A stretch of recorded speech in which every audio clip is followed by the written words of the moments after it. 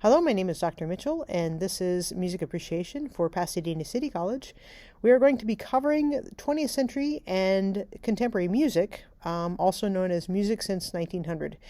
We're using Mark Bond's book, Listen to This, and if you haven't yet read the chapters on music since 1900, take a second, look at your syllabus, look at the assigned composers for this era that we will be covering in these PowerPoints.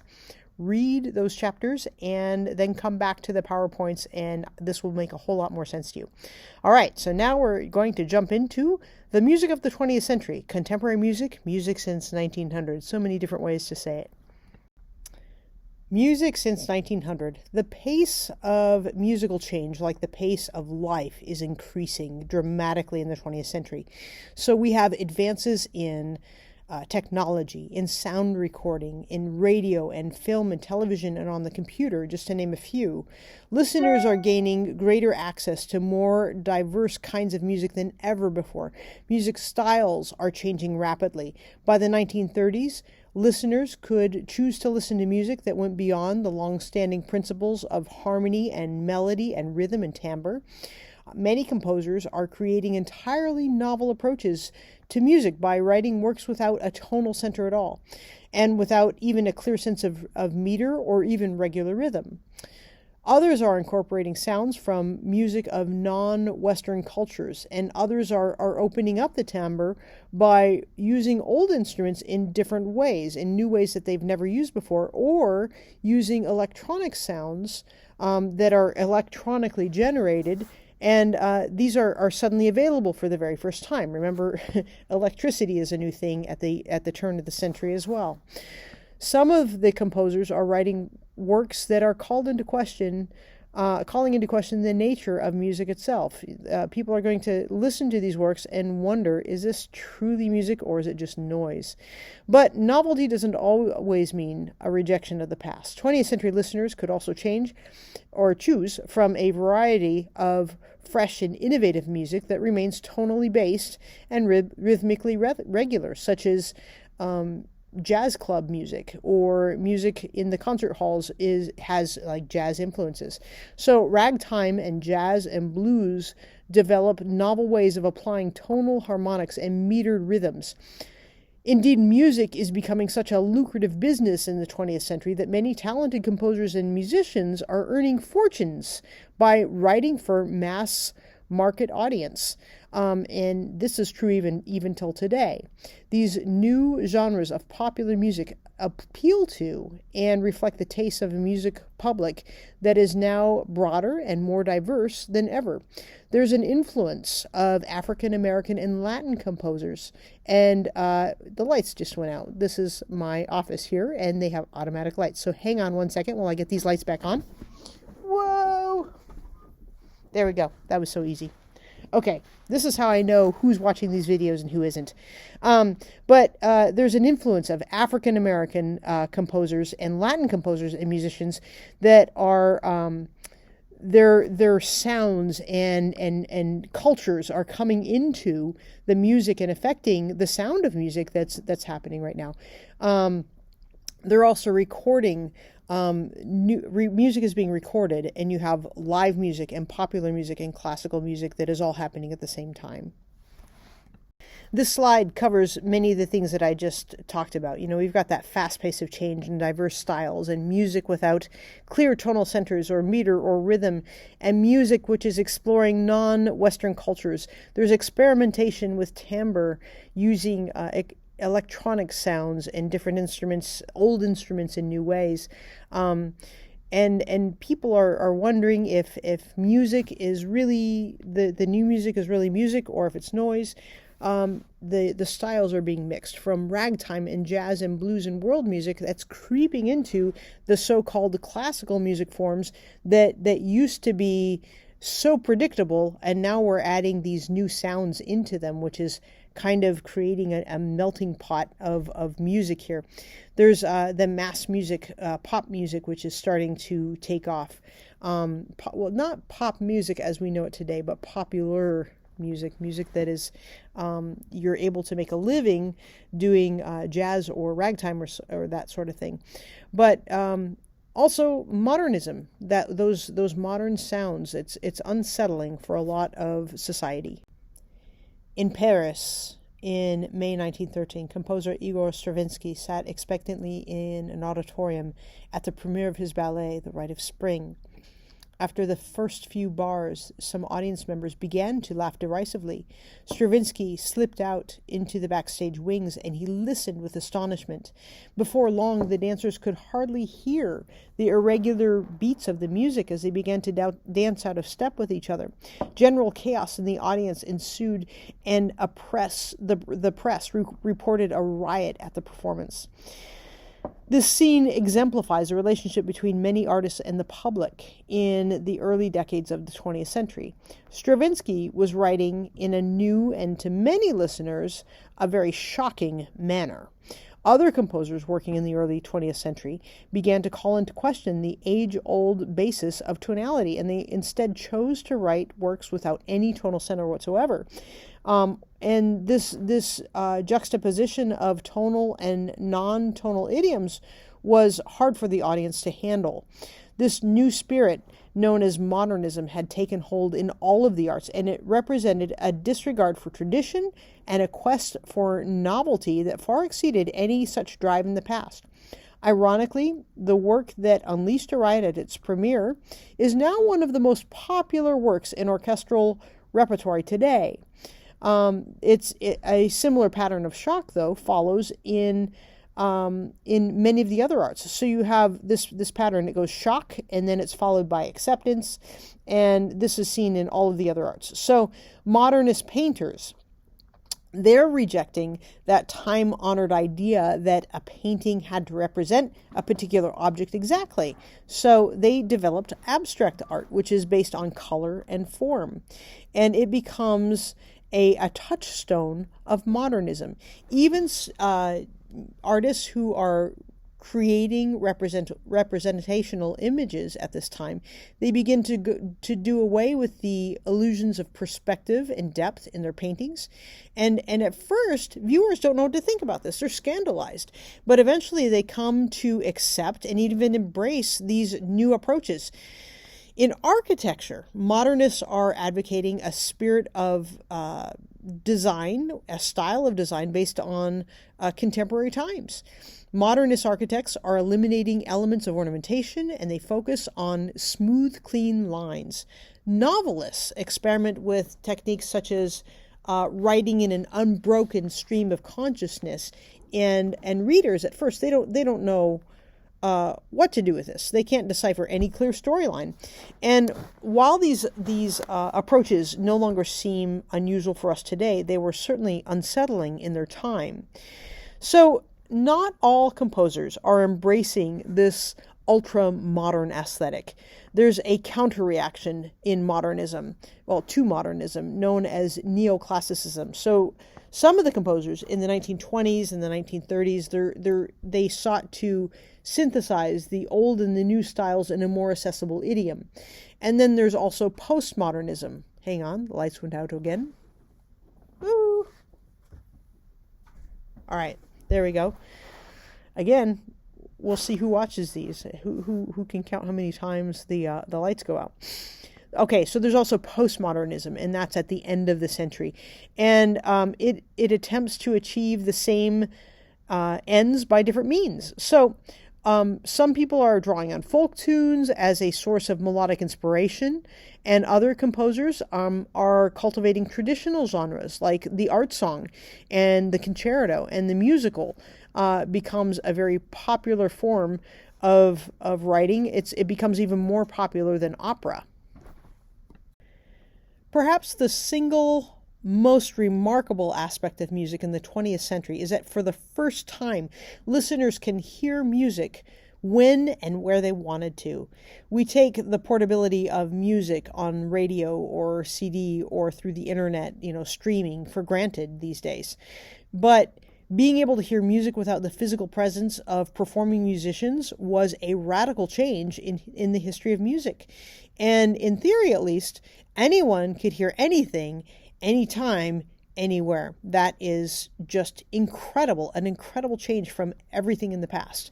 So Thomas Edison invented the cylinder disc in 1877, but the earliest recordings were pretty terrible, and they served only to emphasize the gulf between live performance and recorded sound.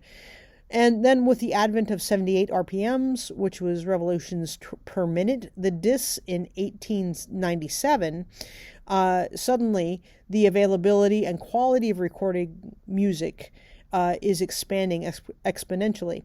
For the first time, listeners can hear the same performance more than once.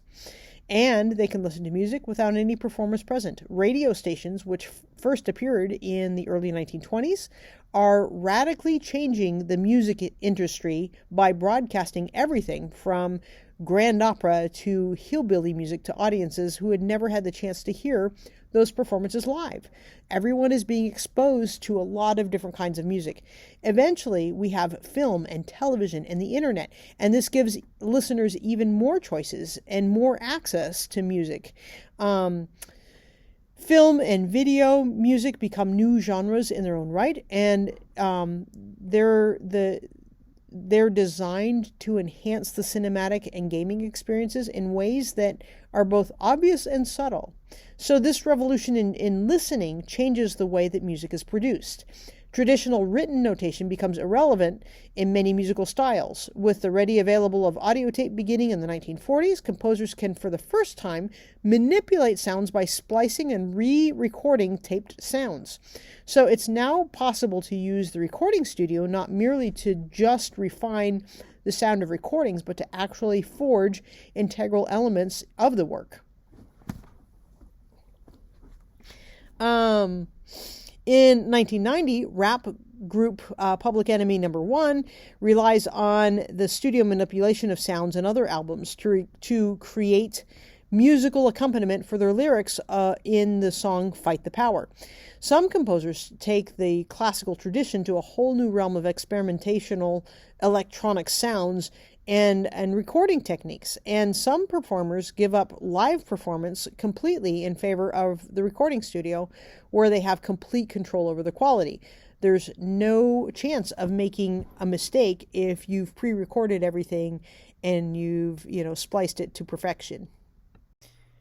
When Duke Ellington and his orchestra recorded the swing hit Cottontail in 1940, American society was sharply divided along racial lines. Most institutions, including the military, schools, as well as housing, restaurants, hotels, and professional sports, were segregated either by law or by practice. And yet, in dance halls, like in New York City's Savoy Ballroom, where Ellington frequently played, whites and African Americans alike thronged to hear the hottest bands and dance the newest steps. By 2000, Americans as a whole were far more accepting of the idea of social diversity than they had been over 100 years before. Over the course of the 20th century, the image of a social melting pot had given way to the idea of a society as a mosaic of different cultures and traditions, each contributing in its own distinctive way towards a larger whole. Music plays an important part in this change. Styles with roots in the traditions of African American culture in particular help bridge the divide between the races. As early as the 1930s, whites and blacks were playing together in instrumental ensembles. Ragtime, the blues, jazz, rock, hip-hop all became a part of mainstream American culture. But the real move across racial lines and social divides, it's never easy. At different times, every one of these same kinds of music erupted as a flashpoint of social conflict. In the 1920s, many white parents expressed open opposition to the sexual overtones in ragtime and jazz. Many of their children, in turn, were shocked in the 1950s when white teenagers began listening and, worse, dancing to rock and roll. This was music heavily influenced by a style traditionally associated with the music of African Americans. Throughout the 20th century, pop music has been an integral part of social change and protest. Gospel, In the civil rights movement of the 1950s and the 1960s, psychedelia in the anti-war movement of the 1960s and 70s, punk as an outcry against economic repression of the 1970s and 1980s, and hip-hop as a statement on racism and discrimination at the end of the century and beyond. It was a revelation for French composer Claude Debussy when in 1889 he heard the Javanese musical ensemble known as a gamelan play at Paris's International Exposition. This was the same event that gave us the Eiffel Tower. A gamelan includes many percussion instruments, drums, gongs, xylophones, among others. Its music has what Western ears often perceive as floating, non-directional, and it operates outside the conventions of Western harmony. Debussy was so impressed by this kind of sound that he incorporated elements of it into his piece Voile, written in 1910, and this was written for piano. In an age before recordings, such cross-cultural encounters were very rare, because few gamelan ensembles had ever traveled outside of what is now known as Indonesia. And if Debussy wanted to travel there himself, it would have taken several weeks on steamship. Thanks to air travel, gamelan ensembles now perform all over the world today, and recordings make their music even more widely available. By the late 1940s, John Cage knew the sound of gamelan from recordings, and the influence of this timbre is amply evident in some of his music for prepared piano. And prepared piano is a standard instrument altered in such a way that it can produce both pitched and unpitched sounds. Later in the century, Philip Glass used the repeating small rhythmic and melodic patterns of the gamelan repertoire in many of his works. Now, the growing ease of telecommunications and transportation makes the world of 2000 a far smaller place than it had ever been before. In 1900, it was not easy to get around. But now we have telephones, fax machines, video transmissions, and the internet. This makes it possible to communicate from almost any point on the globe to another. National economies grew increasingly dependent upon one another after all of these inventions. Disparate cultures mingled even within individual composers and performers who often rebelled against the notion that they or their music belonged strictly to one tradition or another. Whether in the concert hall or the jazz club or on the dance floor, music becomes a global phenomenon. The next few slides that I include are just some examples of different art that was taking place during this time. We're discussing music since 1900. This is art since 1900. This painting here is called Improvisation 7, and it's by Kandinsky, who painted it in 1910. It's oil on canvas. One of the very great painters of this era was Pablo Picasso. He was very instrumental in making popular the style of painting called Cubism, where you could look at a painting and it looked as if you could see it from several different angles all at the same time. His paintings are somewhat abstract, and so when you look at one of his paintings, you try to figure out what's in it. This is called Violin and Grapes. Can you spot the violin? Can you spot the grapes? Impressionists are a very popular group of artists. This piece is called Sunrise by Claude Monet. It was painted in 1872. There are many Impressionist artists, and their goal was to capture a moment in time, an instant, an impression of what they were seeing.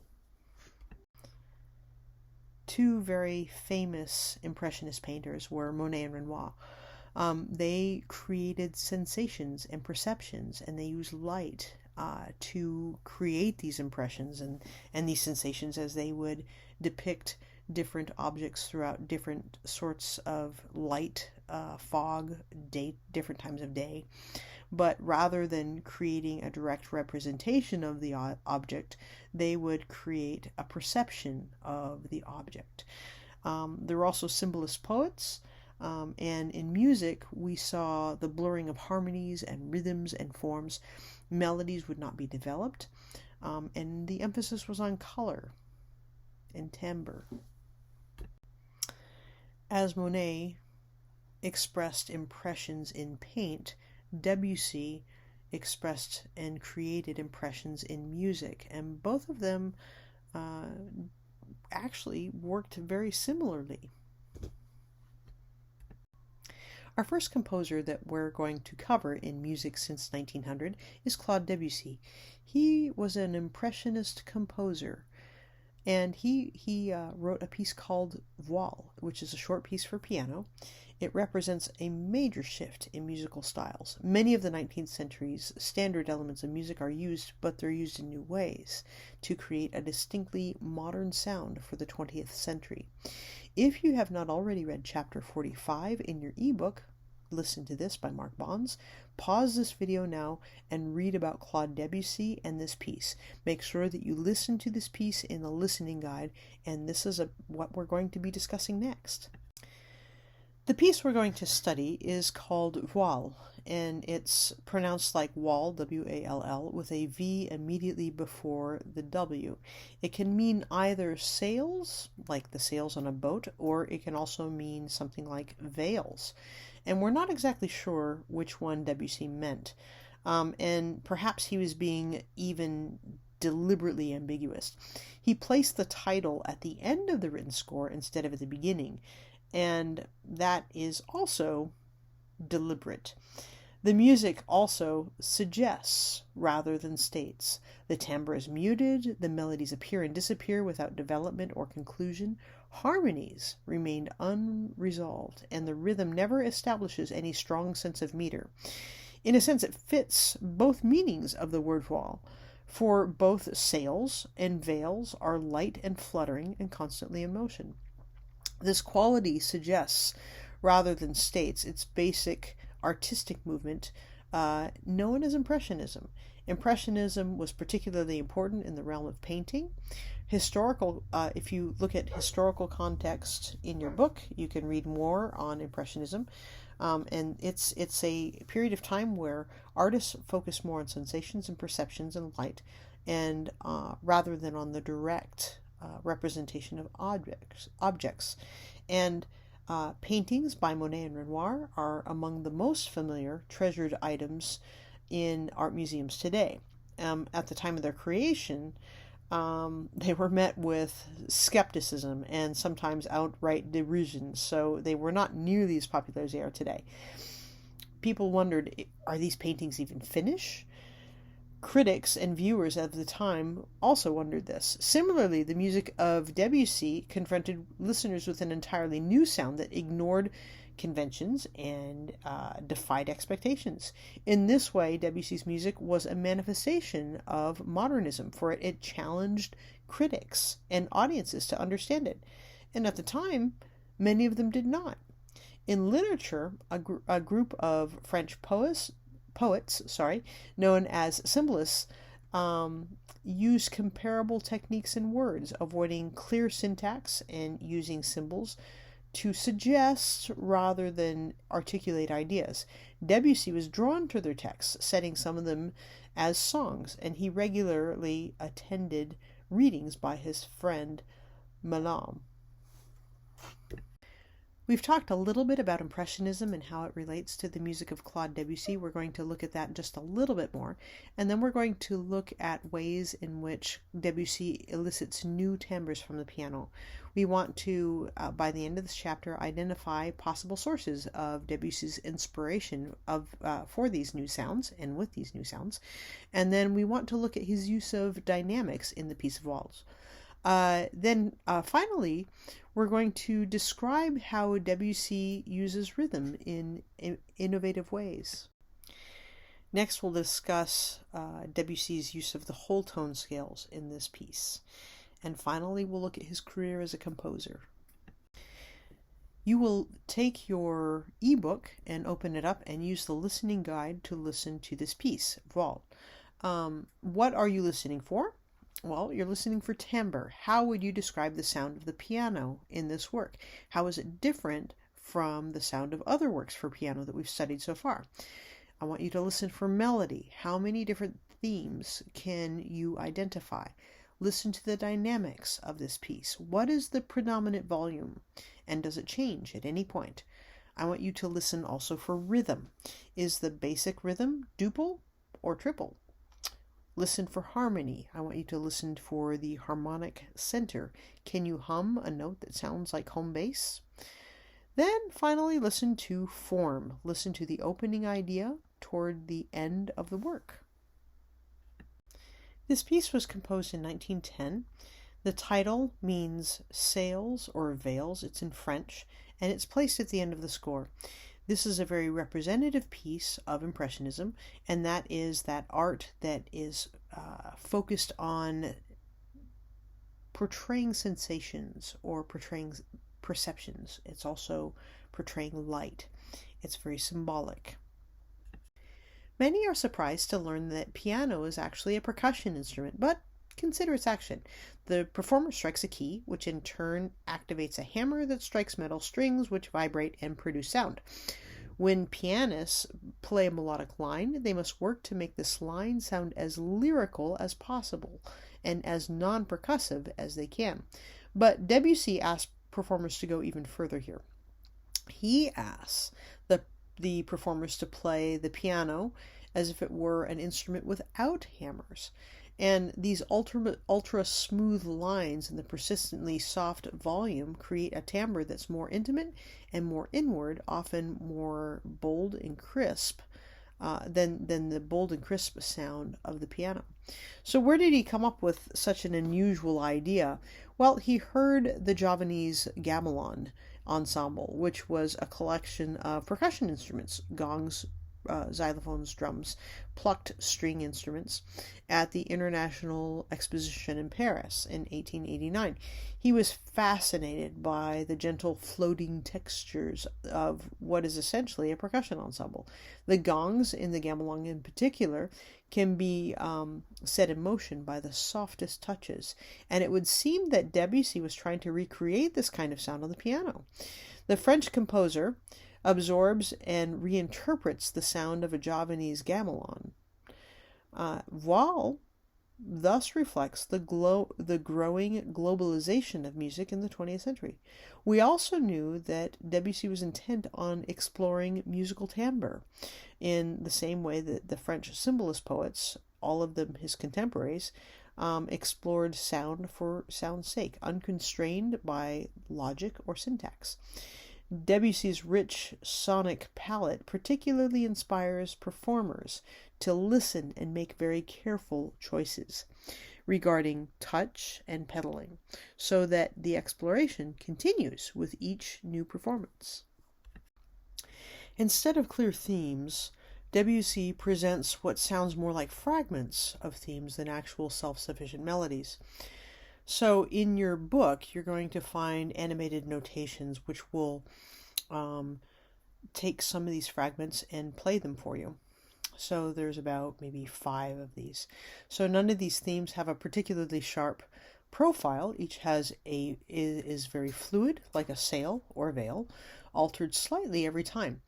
The music as a whole avoids any sense of strong direction, so we don't feel at any point as if the music is actually moving towards a goal or a climax.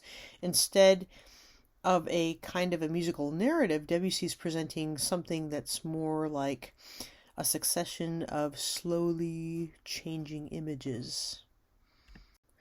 Except for one very brief passage in the middle, the entire work is written at the level of piano or pianissimo, which is very, very soft. The extremely low dynamic reinforces the non-percussive timbre of the instrument, as the piano touches the keys lightly, even wiping or caressing them rather than striking them. It also allows the one forte, which is very loud, to stand out in the piece, and in this manner, dynamics assume kind of a structural importance, providing a point of contrast against what would otherwise be unchanging, a plane of softness.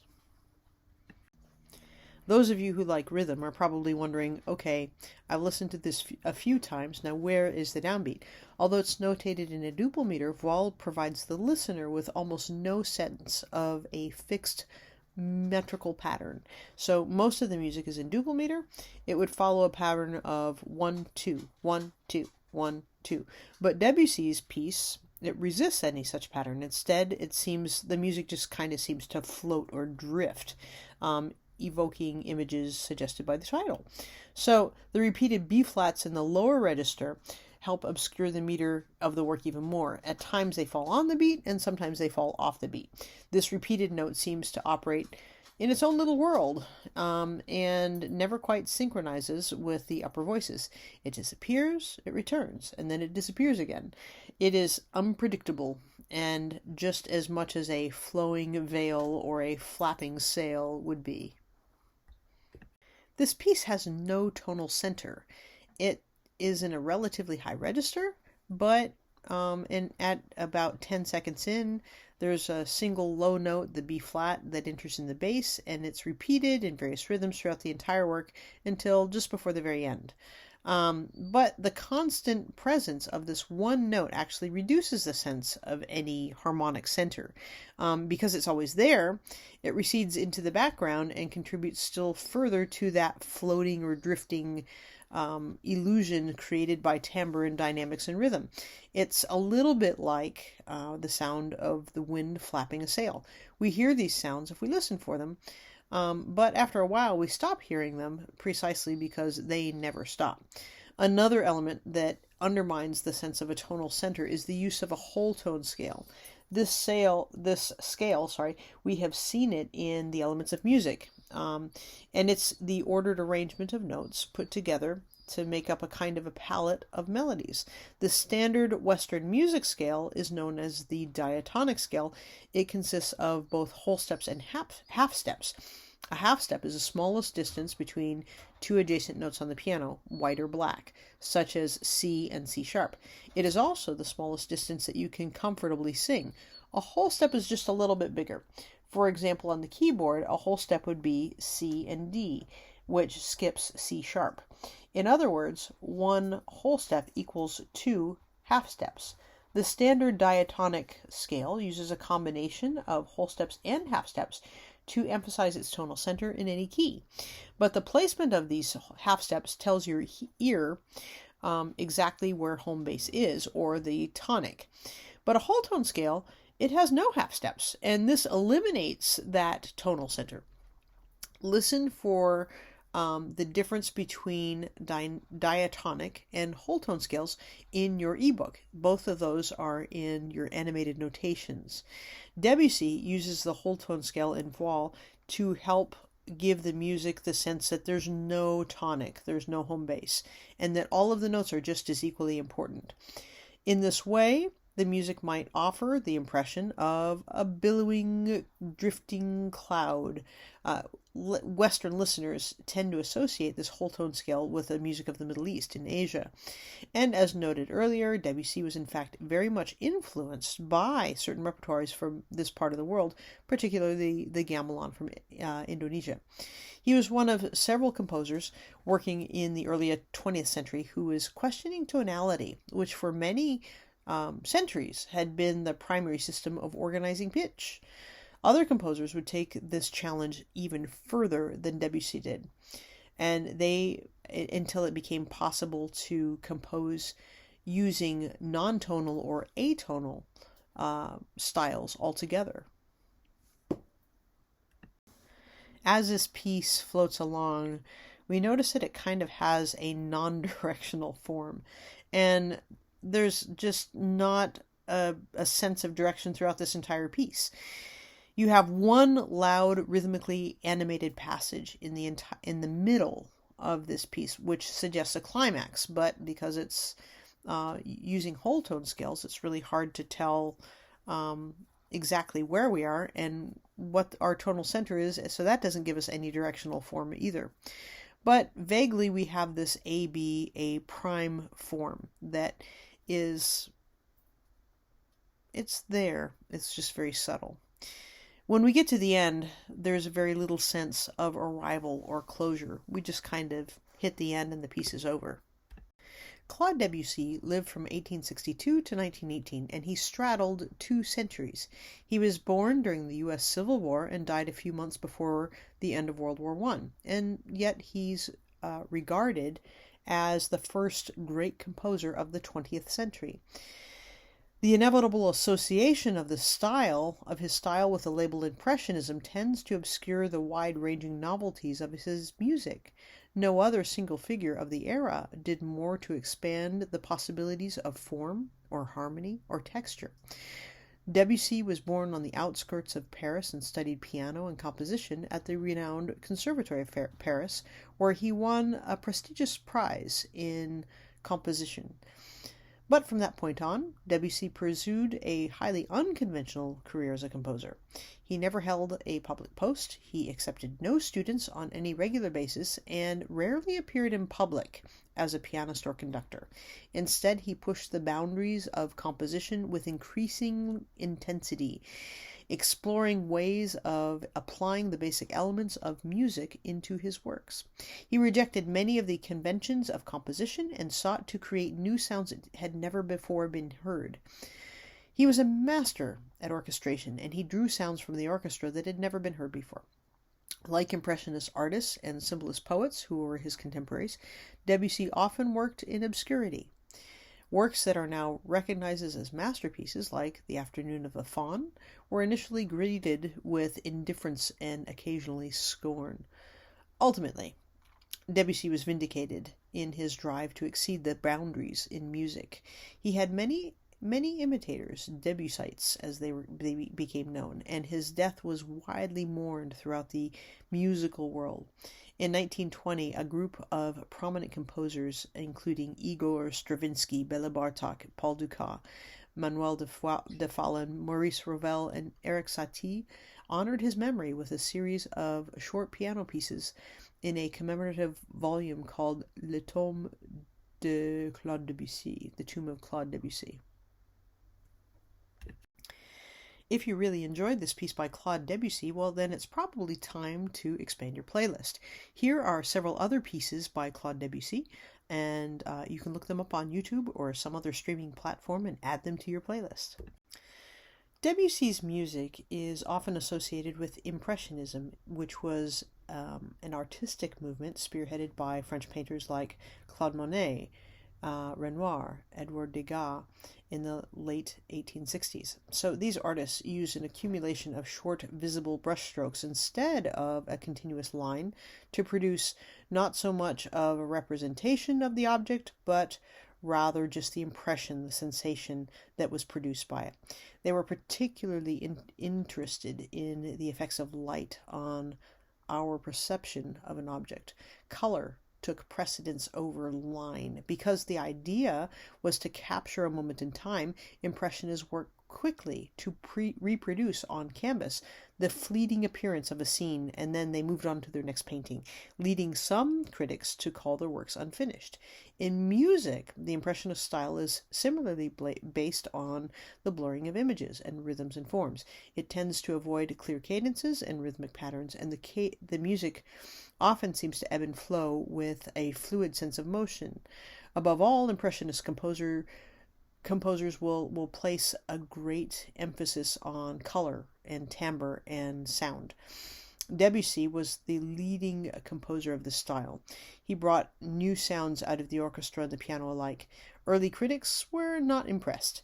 One took the composer to task for writing unprecise harmonies and fleeting phrases. Another said of his opera, Palais Misson, that Debussy has definitely discounted all melody. He lets us only hear the chords. The score resembles a curiosity shop of tangled melodies, which makes a less disagreeable impression only because it falls on our ears in soft and discreet half-fading tones. That's pretty brutal. Debussy himself intensely disliked the phrase Impressionism, especially as it was applied to music. Instead, he insisted that he was more concerned with making something new, realities, as it were. An impression, he maintained, was reality reconstructed in the mind of our sensory perceptions of the world. These mental reconstructions offered, in effect, an alternate reality of ideas to the reality of the physical world. Even though the term impressionist mostly describes painting, these were considered impressionist composers. So if you would like to hear more impressionist composers, look up some of these guys. The next composer in our studies is Charles Ives. He wrote a piece called The Unanswered Question in 1908. Now, Ives, like other modernists working in the 20th century, was trying to find new means of musical expression that went beyond the standard conventions of harmony and melody. Nowhere is this struggle between old and new styles more evident than in this piece, The Unanswered Question. This is chapter 46 in your ebook, Listen to This by Mark Bonds. If you have not taken a second to read this chapter, push pause on this video and read this chapter. Also, make sure that you listen to the music of Charles Ives. We're listening to The Unanswered Question. It's in your listening guide. And follow along with the prompts of the listening guide. Remember, you can listen to the listening guide in 3 different ways. You choose the way that works best for you. In this chapter, we want to explain how Charles Ives tried to change the conventional notions of musical correctness.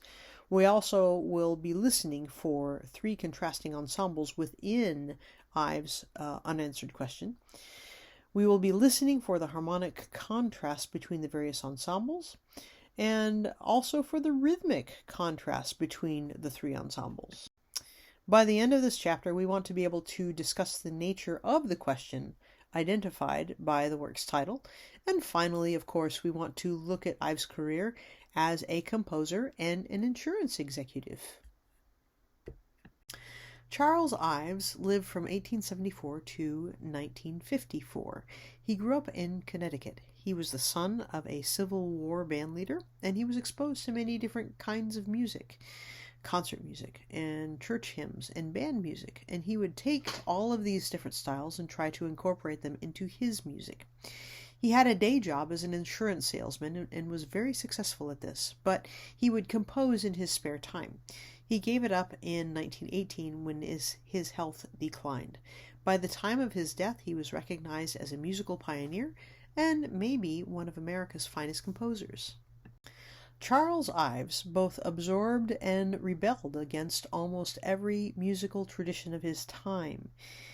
Please don't make the things sound nice. All of the wrong notes are right, he once employed of a scribe he had hired to copy some of his music. But what makes notes wrong or right? Ives, along with many other 20th century composers, was trying to change the conventional notions of musical correctness. Like many other 20th century composers, Charles Ives also challenged tonality. For this reason, he actually had a job as an insurance salesman, and he was very, very successful in selling insurance. When asked about this, he said this: "If a composer has a nice wife and some nice children, how can he let them starve on his dissonances?" He was aware that what he was composing might not be very popular, but he continued to stick at it anyway. Okay, so now you're going to push pause on this video and you are going to use your listening guide to listen to the unanswered question. Well, what are you listening for?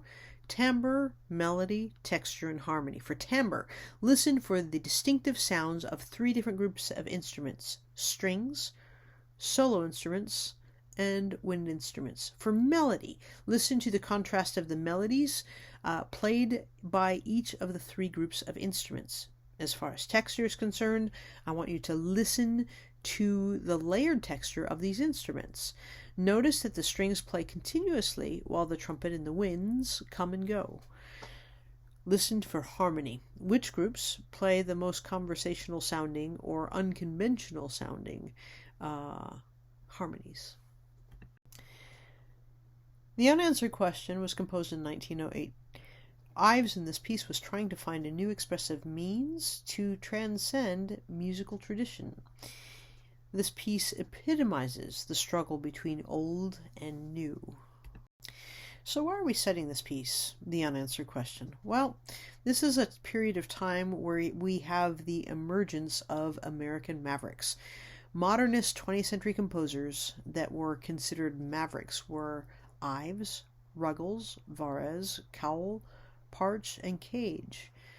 This was an era of modernism, and this piece really does show off modernism. It shows a disregard for tradition and a quest for novelty. This is music that doesn't have to represent a particular object. It's atonal.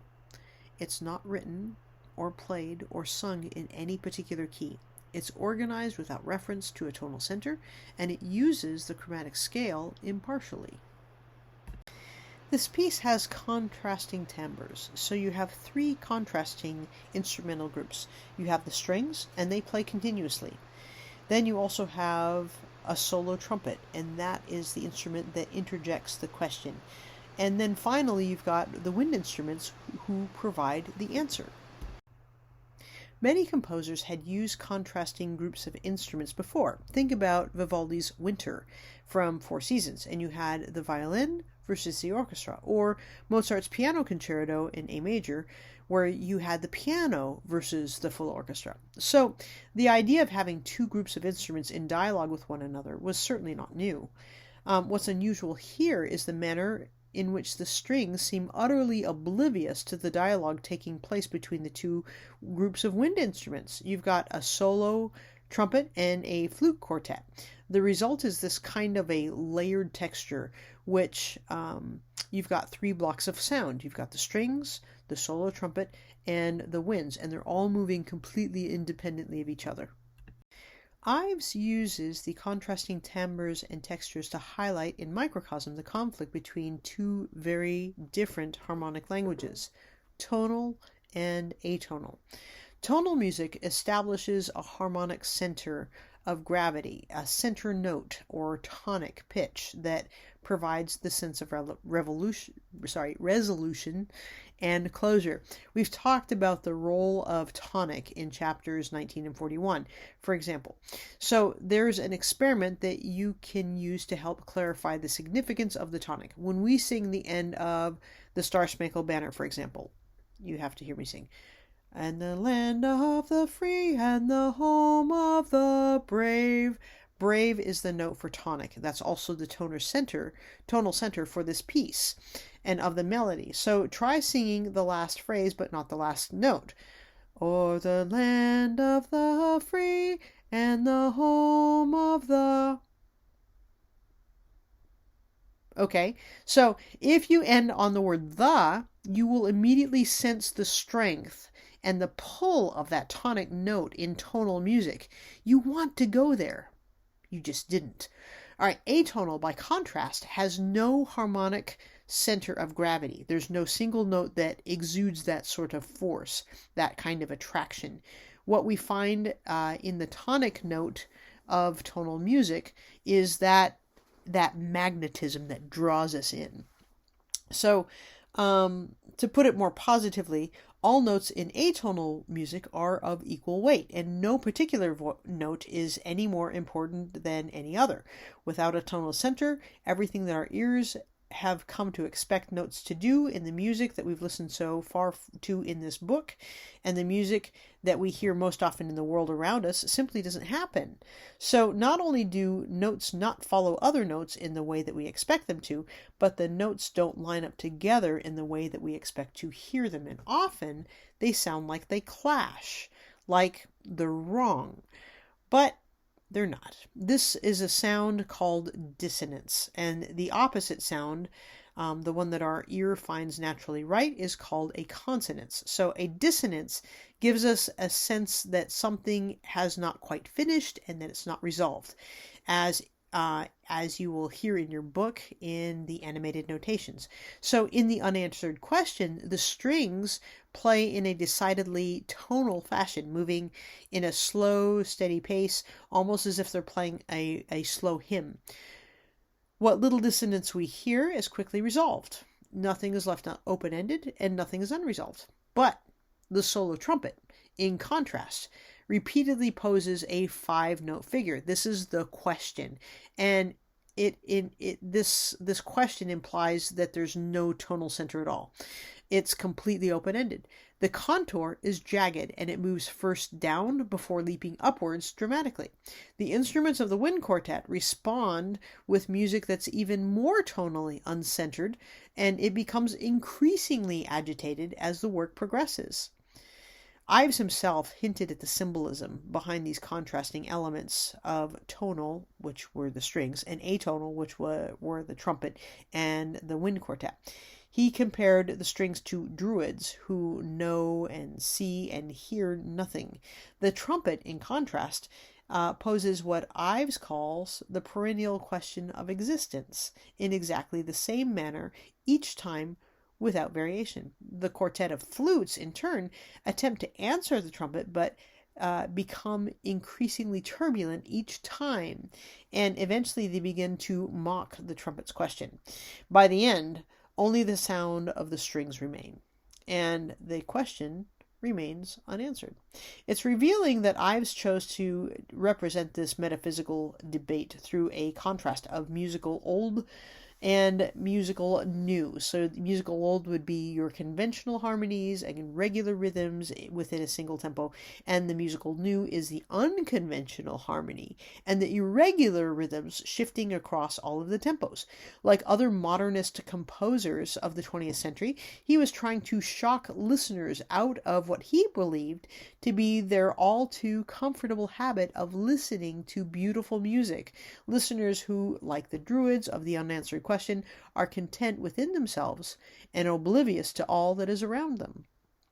Ives elsewhere noted that music is all too often treated as a narcotic, something that dulls the senses rather than arouses them.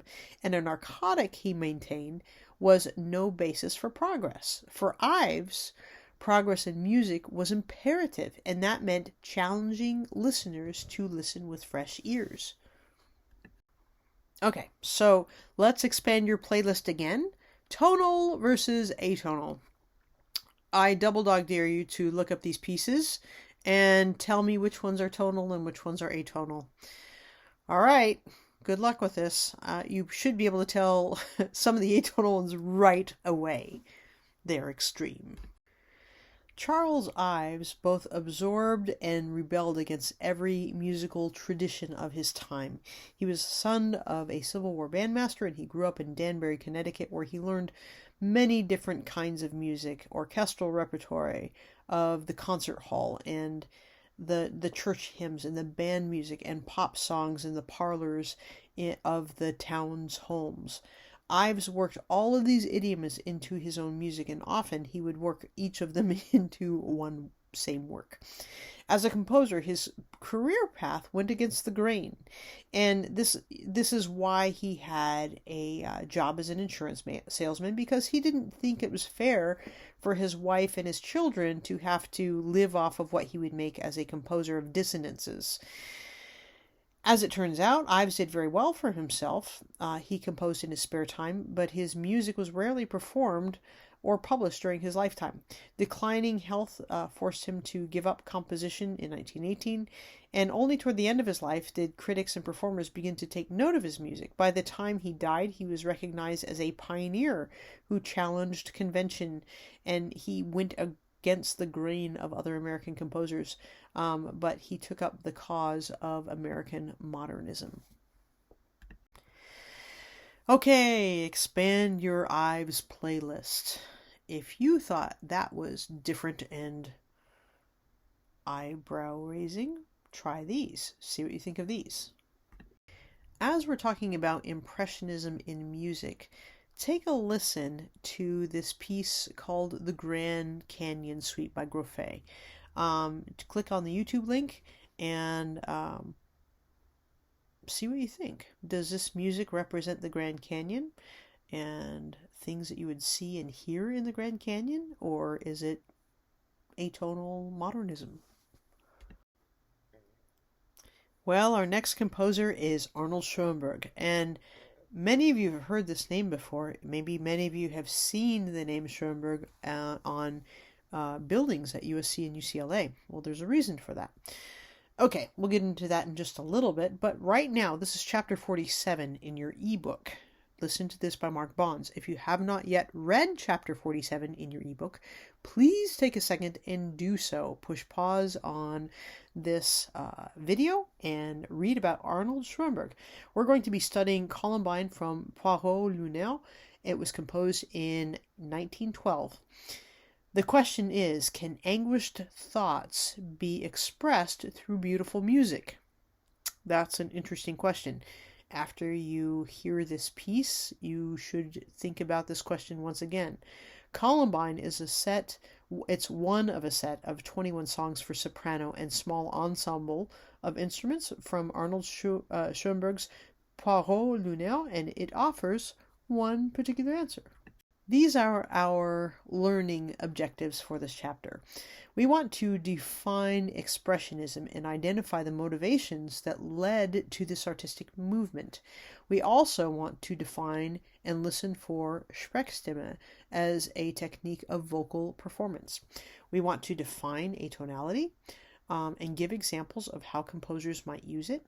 We also want to listen for and describe what musical devices Schoenberg uses to illustrate Poirot's anguish in Columbine from Poirot Lunaire.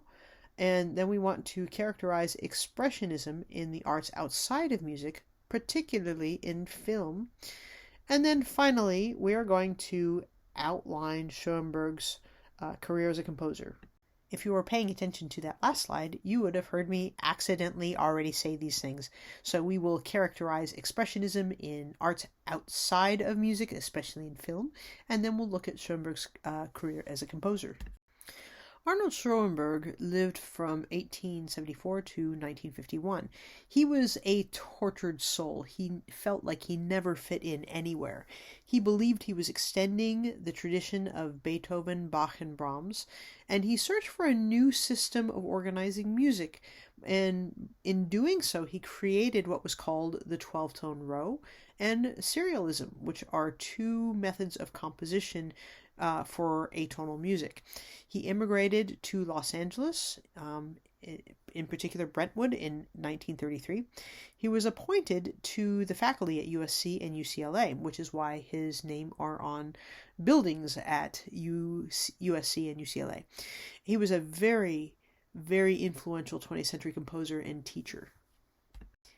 In just a second, I want you to push pause on this video and use your listening guide in Mark Bond's Listen to This, our ebook, and I want you to listen to this, Columbine from Poirot Lunaire.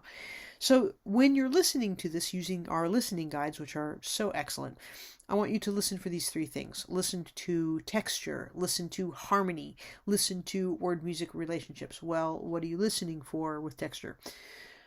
In texture, I want you to think about how you would describe the vocalist's sound. Is it singing or is it speech? Next, for harmony, does the music feel at rest anywhere or that it finds resolution at a particular place? In other words, do you hear a tonal center or is this music atonal? Finally, for word-music relationships, the text being sung here expresses the despair of a spurned lover. How does the music capture this feeling? Okay, push pause, and now listen to Columbine from Poirot Lunaire. This is in chapter 7 of your ebook. This piece, Poirot Lunaire, was composed in 1912. It is anguished music for an anguished text. It represents expressionism, which is exaggerated imagery and colors to express inner moods and thoughts. This was recognized as early modernist influence, and Poirot comes from Commedia dell'arte tradition, which is plays that were written in Renaissance Italy, where they would have set characters that were the same every single time for each play. And these characters were symbolic, but they're also, they were the characters that made up the play. You would expect to see them in every one. It's kind of like a changing script for a television show or something. Okay, so Columbine is not beautiful in any conventional sense. Schoenberg purposely sets this anguished text to music that is equally as tormented. He saw no point in trying to project pain through beauty. Instead, his music captures pain itself. Schoenberg's Poirot Lunaire represents expressionism. It's a broad artistic movement that is flourishing in music and painting and literature in the early decades of the 20th century. Expressionist painters use exaggerated imagery and sometimes garish colors to create art that's not so beautiful, but rather perhaps probing. Their concern was not with the representation of the external objects, but rather with the expression of inner moods and thoughts. Expressionism sought to give expression, to the unconscious, to make apparent humanity's deepest and often darkest emotions. In Freudian terms, expressionist art bypasses the ego, the conscious self, and aims straight for the id, the unconscious bank of basic instincts and drive. Expressionist art rejects conventional techniques of representation, favoring instead devices that exaggerate and distort. Psychological truth comes before beauty, and inner emotion comes before any sense of external reality. Widely dismissed by more conservative critics of its time, expressionist art has since become to be recognized as one of the most important outcomes of modernism in the 20th century. Poirot is the pale, moonstruck clown of the Commedia dell'arte, a type of improvisational theater that originated during Renaissance Italy. But it eventually spread across Europe. Its stock characters include such figures as Harlequin and Punch and Judy. These figures always behave according to type. The cunning Harlequin is constantly playing tricks. The anarchic Punch is constantly swinging at other characters with his stick, and the lovesick Poirot is forever pining away, unduly influenced by beams of moonlight, lunar moonlight.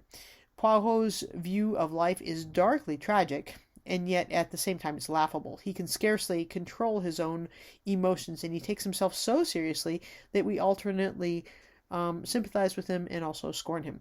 Poirot was, in a sense, the perfect vehicle for expressionist art, in which it sought to remove all inhibitions on personal expression. Schoenberg was drawn to the surreal and violent and eerie imagery of Albert Giraud's Poirot Lunaire, a cycle of poems that had recently been translated from the original French into German. The text of the selection here, the second of the 21 songs of Schoenberg's cycle, concerns Columbine or Columbina, another character from the Commedia dell'arte. She's quick-witted, she's a maidservant, and she's usually linked romantically to Harlequin. Here, Poirot laments that Columbine has rebuffed him. He sings the lament of a rejected lover. It's very sad. Schoenberg sets 21 songs for soprano and small ensemble. This is chamber music. This is just a small grouping of people on stage for Poirot Lunaire. This is also expressionism of inner emotions and the darkest thoughts. This piece gives voice to the deepest unconscious, the basic drives, and the instincts of the id. Schoenberg features exaggeration here and distortion. This piece was written in 1912. It's from a collection of poems by Albert Giraud, and Schoenberg was drawn to the surreal and violent and eerie imagery of the poem. As we said before, Poirot is a pale, moonstruck, lovesick clown pining away. He's so serious, but he's completely unable to control his emotions. Columbine, or Columbina, is a sharp-witted maidservant who is romantically linked to Harlequin. Let's give this a little bit of historical context. So Expressionism makes its way into Expressionist film. After World War I, the emergence of Expressionism and filmmaking as a serious art form emerges. Directors in Germany start making movies with this expressionistic outlook, which is dark and severe and highly stylized. And if you think this may have something to do with post-World War I, absolutely it does. These plots revolve around issues of insanity and the psychologically abnormal. Fritz Lang, who lived from 1890 to 1976, was one of the greatest of the Expressionist directors, and he directed Metropolis and M. Throughout Poirot Lunaire, Schoenberg calls on the soprano to sing in a manner that's halfway between speech and song. He calls this device Sprechstimme, which literally means speech voice. Every speech has its own notes, but we don't sustain those notes. In Sprechstimme, Schoenberg calls for the singer to hit but not sustain precise pitches. Thus, when the singer hits the notes, she drops her voice, and thus it creates a very eerie, disassociated sort of sound that fits very well with the eerie disassociated text of Poirot Lunaire. Sprechstimme is similar to the recitative of earlier eras in some ways, but it's different in many other important respects. Like conventional recitative, it's syllabic, you have one note per syllable. That makes it more like speech and less like lyrical song. But in Sprechstimme, the notes are delivered slowly enough so that the sound of the voice actually tails off at the end of each word, creating something that sounds like someone is talking in an exaggeratedly slow fashion. The vocalist has to sustain the tone to connect the words, but the tone is not sustained as it would be in conventional singing. The vocalist hits the specified pitch and then releases it almost at once. The effect is eerie and almost surreal. Poirot is suffering from an inability to express his emotions through actions. He wants to scatter white rose petals in Columbine's hair, but he lacks the courage to even pluck a single rose. He sings in mostly very short notes, often broken by short pauses, creating a sense of breathlessness. One repeated phrase comes in for special treatment. Whenever he sings of the miraculous white roses, the music makes large leaps or descends into the very lowest range of the singer's register, or both. When Poirot begins to describe the way in which he would pluck the petals of the roses and strew them in Columbine's hair, the music makes a sudden shift. The flute and the clarinet, silent up until this point, enter with a repeated three-note figure that seems to mimic the sound of petals dropping. The music is quietly desperate, as is Poirot himself. Debussy uses the whole tone scale in Vol to create a harmonic idiom in which all the notes are of equal weight, and no single note forms a center of attraction, or a tonic. Ives similarly had explored the possibility of writing melodies or melodic fragments also lacking a tonal center. Yet both of these composers kept one foot very squarely in the tonal universe. Debussy by using a single tone underneath the entire work to ground it all, and Ives by playing off the atonal trumpet and wind instruments against the very thoroughly tonal strings.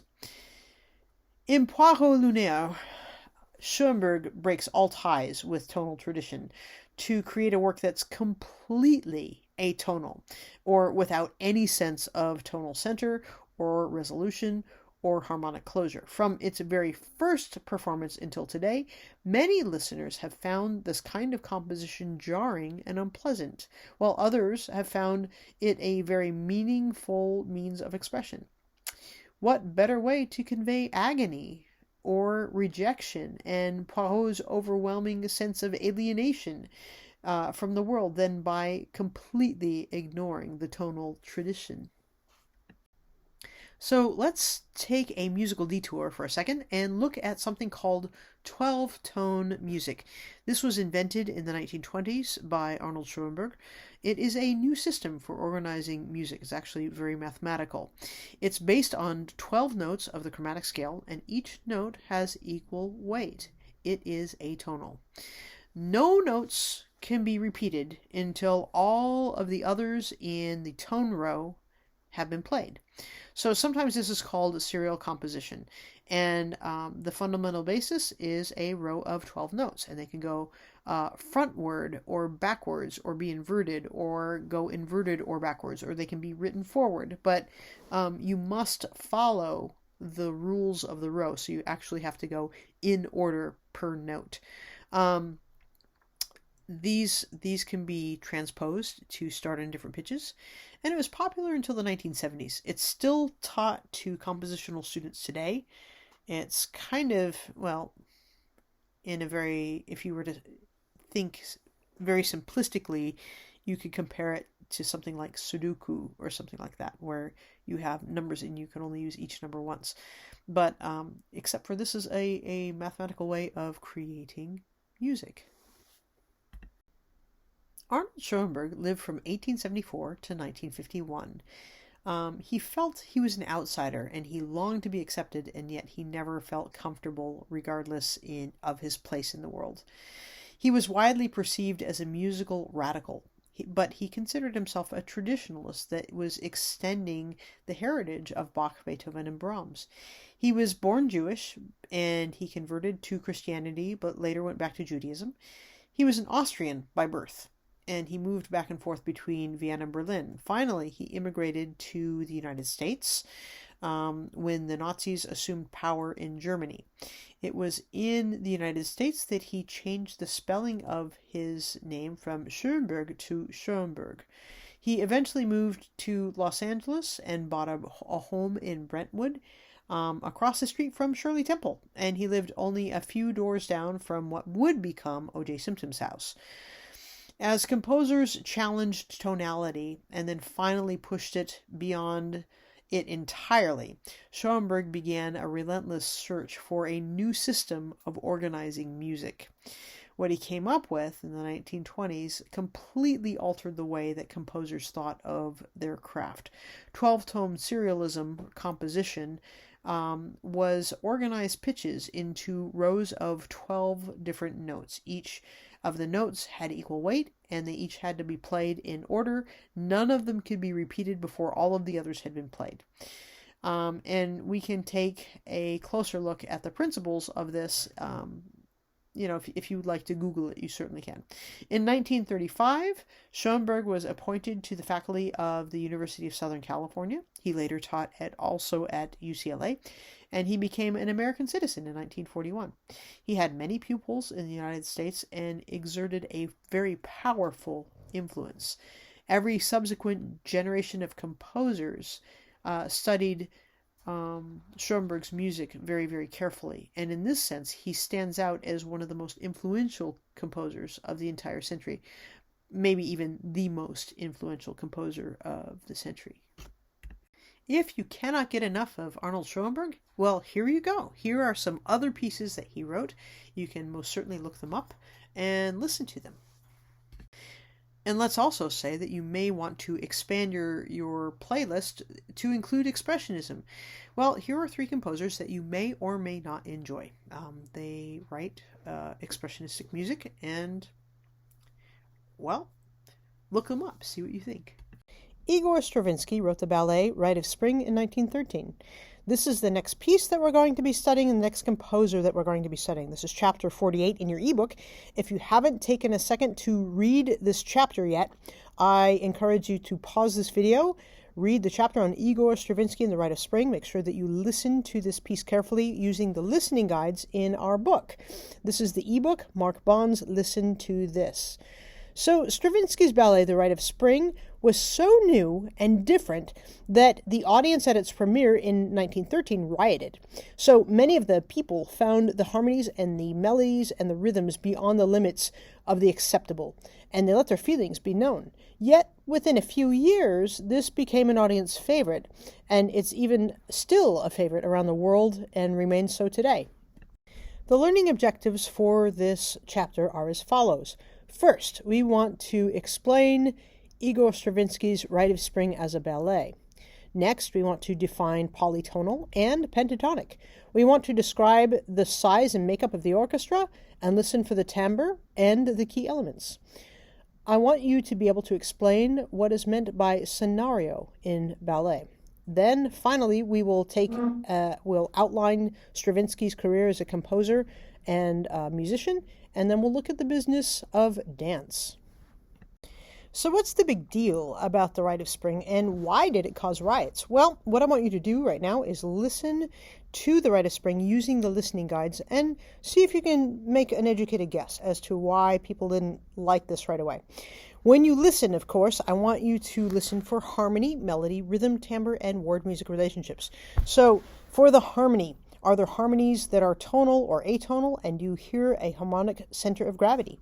For melody, I want you to listen to the fragmentary, abrupt nature of the melodies. For rhythm, I want you to think about what is the meter of this work. Can you tap a regular pattern of beats? Are some sections more regular than others? For timbre, I want you to listen to the variety of all sounds of the families of the instruments.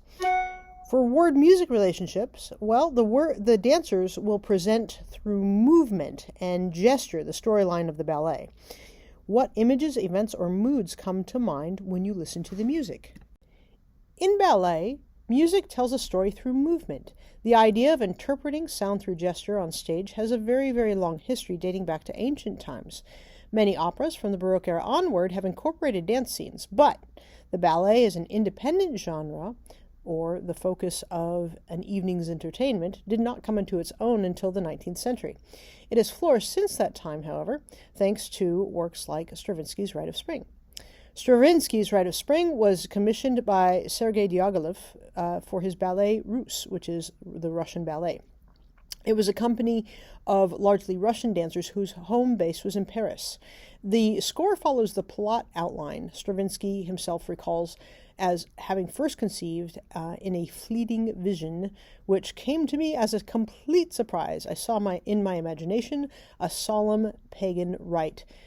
Sage elders seated in a circle watched a young girl dance herself to death. They were sacrificing her to propitiate the god of spring. I heard and I wrote what I heard. So I am a vessel through which Le Sacre passed. In the end, the scenario for the ballet was drawn up by Stravinsky and Nikolai Roch.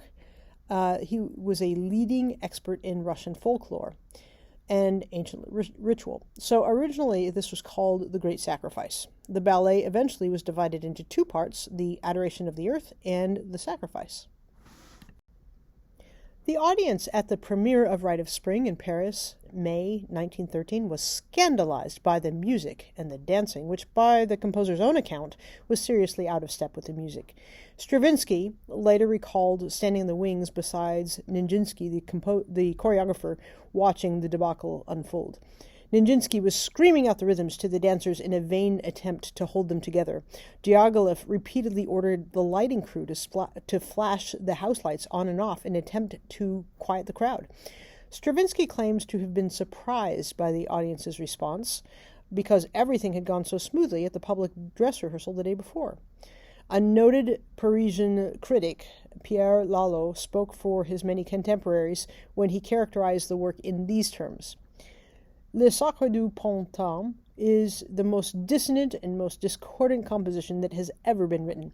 Never before has a system and cult of the wrong note been applied with such industry, zeal, and obstinacy. From the first measure of the work to the last, whatever note one expects is never the note that follows.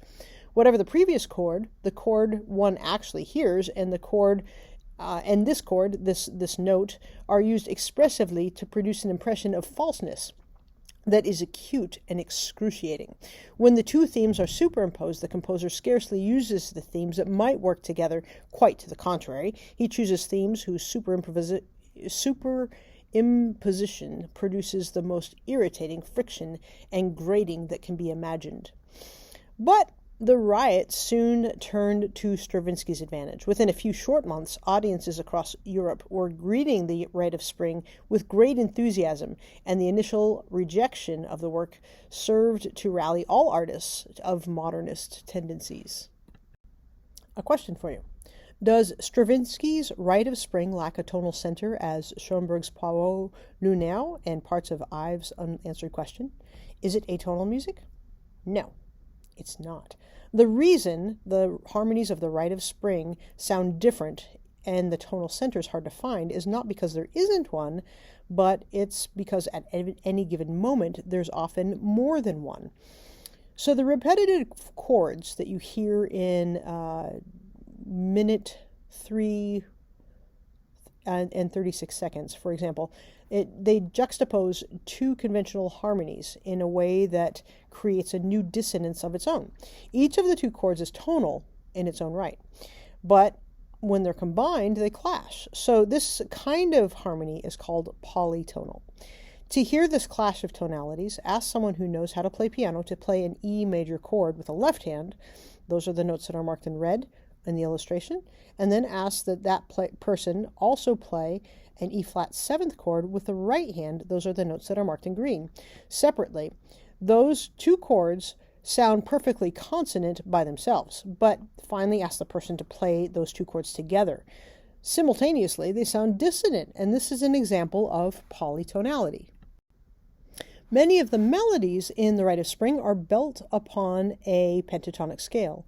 As its name implies, pent means 5, as in the word pentagon. The scale consists of 5 notes instead of the conventional 7 notes. An example of a melody based on a pentatonic scale might be found at the beginning of Spring Round Dance, and in your book you can listen to that. Like Dvorak, before him, Stravinsky was trying to capture a folk-like sound.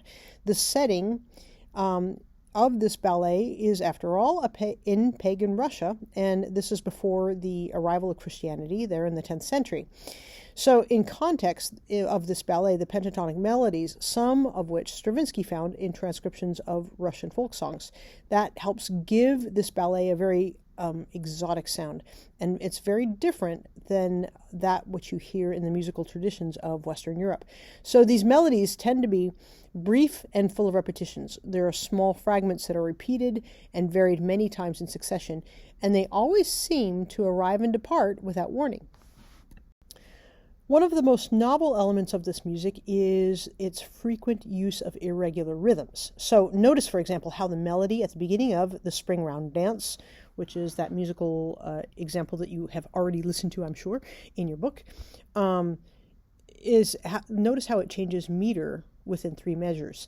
The first measure has 5 beats, and the second has 7, and the third has 6. This kind of rhythmic irregularity is offset by the frequent use of ostinato figures, in which a single rhythmic or rhythmic melodic gesture is repeated over and over again.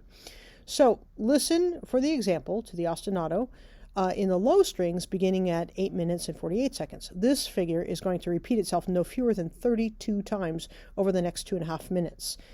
Similarly, extended ostinato patterns can be found throughout this work. The orchestra for Brahms' 4th Symphony, written in 1885, seems like a chamber ensemble by comparison to the orchestra of Stravinsky's Rite of Spring, and we thought that was humongous. But Stravinsky's work calls for an ensemble consisting of the following. There are, for woodwinds, there's a piccolo, 3 flutes, 1 doubles on the second piccolo. You have 1 alto flute, English horn, 4 oboes, 1 doubles on the second English horn. Then you have an E-flat clarinet, 3 clarinets, 1 doubles on second bass clarinet, 1 bass clarinet, 4 bassoons, and 1 will double on the contrabassoon, and then you have contrabassoon. In the brass section, we have 8 horns, French horns, 2 double on tenor tubas. Then you have 1 high trumpet in D, 4 trumpets, a bass trumpet, 3 trombones, and 2 tubas. Percussion is timpani, bass drum, cymbals, gong, guiro, which is a scraper, triangle, and tambourine. Strings consist of violin 1, violin 2, violas, cellos, and double basses. Now remember, the strings are always in sections, so those are fairly large sections to offset the sounds of the other sections, of the brass and the woodwinds. So take a look at similar mega orchestra in the following illustration. So in your book, you've got just a gigantic orchestra. And look at that picture for a second and look at how many people are on stage. It's pretty amazing. So by the early 20th century, the size of orchestras have grown considerably compared to those that were in use during Haydn's lifetime. And this is the orchestra picture in your book is one that's similar, but not exact, to the Rite of Spring. In ballet, the dancers present through their movement a storyline known as a scenario. So the words of a scenario are not sung, but they shape the form of the music directly. In the spring of 1913, Stravinsky made the following comments about the scenario of the ballet's Part 1. In the prelude before the curtain rises, I have confided to my orchestra that great sense of dread that weighs upon every sensitive spirit before an event of great importance. The fragile sound of a flute can embody this importance with great power, and it expands to the full orchestra. In the first scene, some adolescent boys appear with a very old woman. Her age and era are unknown, but she herself knows the secrets of nature, and she teaches her children the art of predicting the future. She runs, bent over the earth, half woman, half beast, and the adolescent boys beside her are the augurs of spring, who mark their movements with the rhythm of spring, the pulsing beat of spring. Meanwhile, the adolescent girls arrive from the river. They form a circle that meshes with the boys' circle. These are not fully formed entities. Their sex is both single and double, like that of a tree. The two groups mix, but in their rhythms, one senses the cataclysm of groups that are forming. In reality, they divide, right and left. This is the form in which they realize themselves, a synthesis of rhythms, and the thing that is now formed produces a new rhythm. The two groups separate and compete against each other, but they await the arrival of the procession. It is a saint who arrives, the sage pontifex, the elder of the clan. A sense of great terror seizes all. The sage gives his blessing to the earth, lying flat on his stomach, with his arms and legs extended, becoming one with the soil. His benediction is like a signal for a rhythmic gushing forth. All cover their heads and run in spirals, gushing continuously as if with the new energies of nature. This is the dance of the earth. In part 2, the chosen one, a young woman, is sacrificed to the gods to ensure the repeating return of spring the following year. In writing The Rite of Spring, Stravinsky gave each of these scenes its own distinctive music. The form of the work is through composed. There is very little repetition of music between individual sections. Sergei Diaghilev, who lived from 1872 to 1929, had a great eye for talent. As the director of the Ballet Russe in Paris, he encouraged the still relatively unknown Igor Stravinsky to write music for his company. In addition to Stravinsky, he engaged in groundbreaking composers such as Claude Debussy, Maurice Ravel, Eric Satie, Richard Strauss, Sergei Prokofiev, and Francis Poulenc. And he worked with an equally impressive range of artists on set designs, including Pablo Picasso, Leon Basque, and Juan Gris. Many of the dancers and choreographers in the company became legends in their own right, including Vaslav Nijinsky, who is the chief choreographer for Rite of Spring, Anna Pavlova, and Georges Balanchine, the last of whom became a leading force in the world of American ballet. Diaghilev combined his sense of taste with the skills of a businessman. In the early years of Ballet Russe, from the founding in 1909 until the outbreak of World War I in 1914, these were the most financially successful years. The music repertoire consistently included new works by promising young composers. which were always a topic of conversation among the Parisian elite. Even the riot at the premiere of Rite of Spring produced excellent press for the company.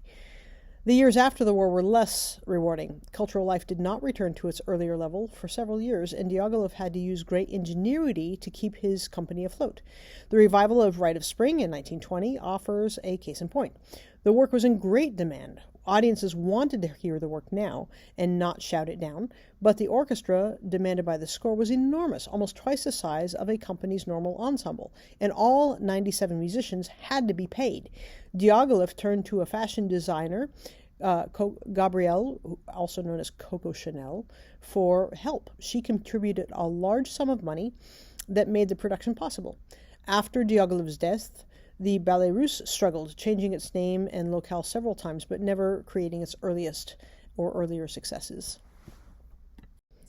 By the early 20th century, the orchestra had grown to a size that was much larger than any orchestra in Haydn's lifetime. There's usually a conductor, and for the Rite of Spring, there's always a conductor. Otherwise, you'll get lost very quickly. This orchestra that was used for Rite of Spring contained first violins, second violins, violas, cellos, double basses, and harp. It contained all of the woodwinds, horns, trumpets, trombones, and tuba in the brass section, and a full percussion section. Like many pop artists, Bob Dylan, David Bowie, Madonna, Igor Stravinsky was constantly reinventing himself. He lived from 1882 to 1971. He was the son of a very famous Russian operatic bass singer, and many of Stravinsky's early works, including Rite of Spring, reflect this Russian ancestry. By 1917, he was at the forefront of a new movement called neoclassicism, and this one turned its back on the huge orchestras and complex textures of his earlier music. In this period, Stravinsky wrote music that was more clearly tonal, using forms and rhythmic patterns that owed much to the music of the 18th century. Many composers followed his lead. With the advent of World War II, Stravinsky continued his travels and settled in Los Angeles. He became a United States citizen in 1945. Late in life, to everyone's astonishment, he began writing 12-tone music, and this is considered one of the most intellectually rigorous and severe forms of atonal music. But even at an advanced age, the old composer was said to have learned some new tricks. From the 1920s onward, Stravinsky was widely regarded as one of the century's two greatest composers, together with Arnold Schoenberg. Unlike Schoenberg, however, Stravinsky was able to connect with audiences so that he had quite a following despite his modernism. So one clever critic dubbed him as Modernsky. He had no direct students, but his influence on subsequent generations of composers has been profound. Stravinsky had a very global life. So these are some of the places that he had lived during his lifetime, from Russia to Europe to the United States, and he was actually eventually buried in Venice. If you simply must listen to more Stravinsky, here are some of his really wonderful works, including Petrushka and Symphony in Three Movements, so you can add these to your playlist. And even more things that you can add to your playlist, this is music of ballet. If you're interested in studying 20th century ballet music, add these to your playlist. So just to recap, the Rite of Spring was written in 1913. It is a ballet, which is music that tells a story without words through movement. The Rite of Spring has important musical concepts. So it's polytonal, where you have two or more tonal centers played at the exact same time, and it juxtaposes conventional harmonies. It's also written with a pentatonic scale, which is a 5-note scale. It seeks to capture this pagan or folk-like sound, which is done through that 5-note scale. And it's got a very complex compound meter. It goes from 3 to 5 to 7, all over the place. There are irregular combination of regular rhythms so that it keeps the musicians on their toes at all times. And finally, there's ostinato figures repeated throughout. So you've got these rhythmic ostinato figures that just keep going and keep going. And there are many, many melodic motives. Additionally, the premiere of this was May 1913, and it was commissioned by Sergei Diaghilev, who was the founder of Ballet Russe. And it's written in two parts. So the first part is the Adoration of the Earth. The second part is the Sacrifice. There are nearly 100 players in this orchestra. It is humongous. The bassoon was used in the orchestra for many years before this, but it has Stravinsky writes a very unusual high range for the bassoon in Rite of Spring, and it makes it sound uncomfortable and very unusual. This premiere caused a riot. What exactly is an American sound? Well, take a listen to this link on this page and see if that might represent what you think is an American sound. How do you create a sense of place through music alone without words or images? Aaron Copland did just that in his Rodeo when he captured the sound of the American West in ballet. Hoedown is a scene from that ballet. So that is what we're going to be studying in Chapter 56, Aaron Copland and the Hoedown from Rodeo. If you have not read Chapter 56, guess what you need to do? Push pause on this video and read Chapter 56. Do the listening and the listening guides. And yes, and we will see you in a second. Then you can push play on this again and listen to more about Aaron Copland. In this chapter, we want to examine the connection between the ballet Rodeo and the American West. We also want to be able to identify the main theme of Aaron Copland's Hoedown from Rodeo as one that came from American folk music. We also want to listen for his use of rondo form and listen to his distinctive orchestration in Hoedown. Next, we want to look at how later composers have reworked the fiddle tune in Copland's Hoedown. And then finally, we want to look at Copland's career in light of the political currents of his time. Aaron Copland lived from 1900 to 1990.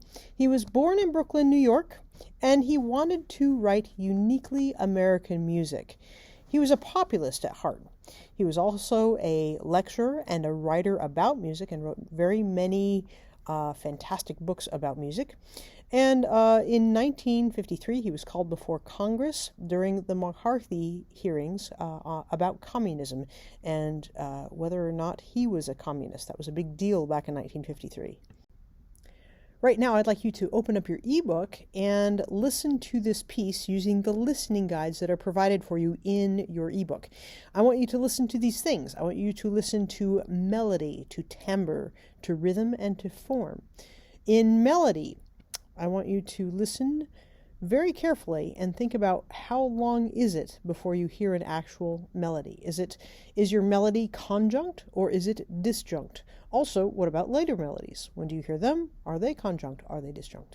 Next, I want you to listen to timbre. This work is for large orchestra. How often do you hear all of the instruments playing at the same time? I want you to listen for longer passages and smaller orchestral groups. Next, you're listening for rhythm. So listen to how the meter and the rhythm are simple at times and complex at other times. Finally, listen for form. So listen to the repeated return of the opening section, the main ideas, and the contrast with the sections based on other melodies. This movement is a rondo in form, and so I want you to know exactly what that is, and while you're listening, see if you can identify the parts for rondo form. Hoedown from Rodeo was composed in 1942, and Copland composed Rodeo at the request of the dancer Agnes DeMille, who choreographed the work and later danced the lead role. So the story takes place somewhere in the American West, and it centers on the cowgirl, who's determined to win the heart of the head wrangler. Now, the head wrangler is unimpressed with the cowgirl's prowess with ropes and horses. Not until the concluding hoedown, the big Saturday night dance, does she succeed in catching his eye and his heart. So she has traded her cowboy outfit for a dress, which has something to do with this as well. DeMille once jokingly described the scenario as Taming of the Shrew cowboy style.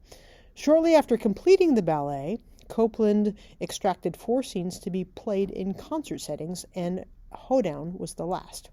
So Copland creates an identifiably American sound in this movement by using actual folk tunes that are rhythmically vigorous and cover a very wide range.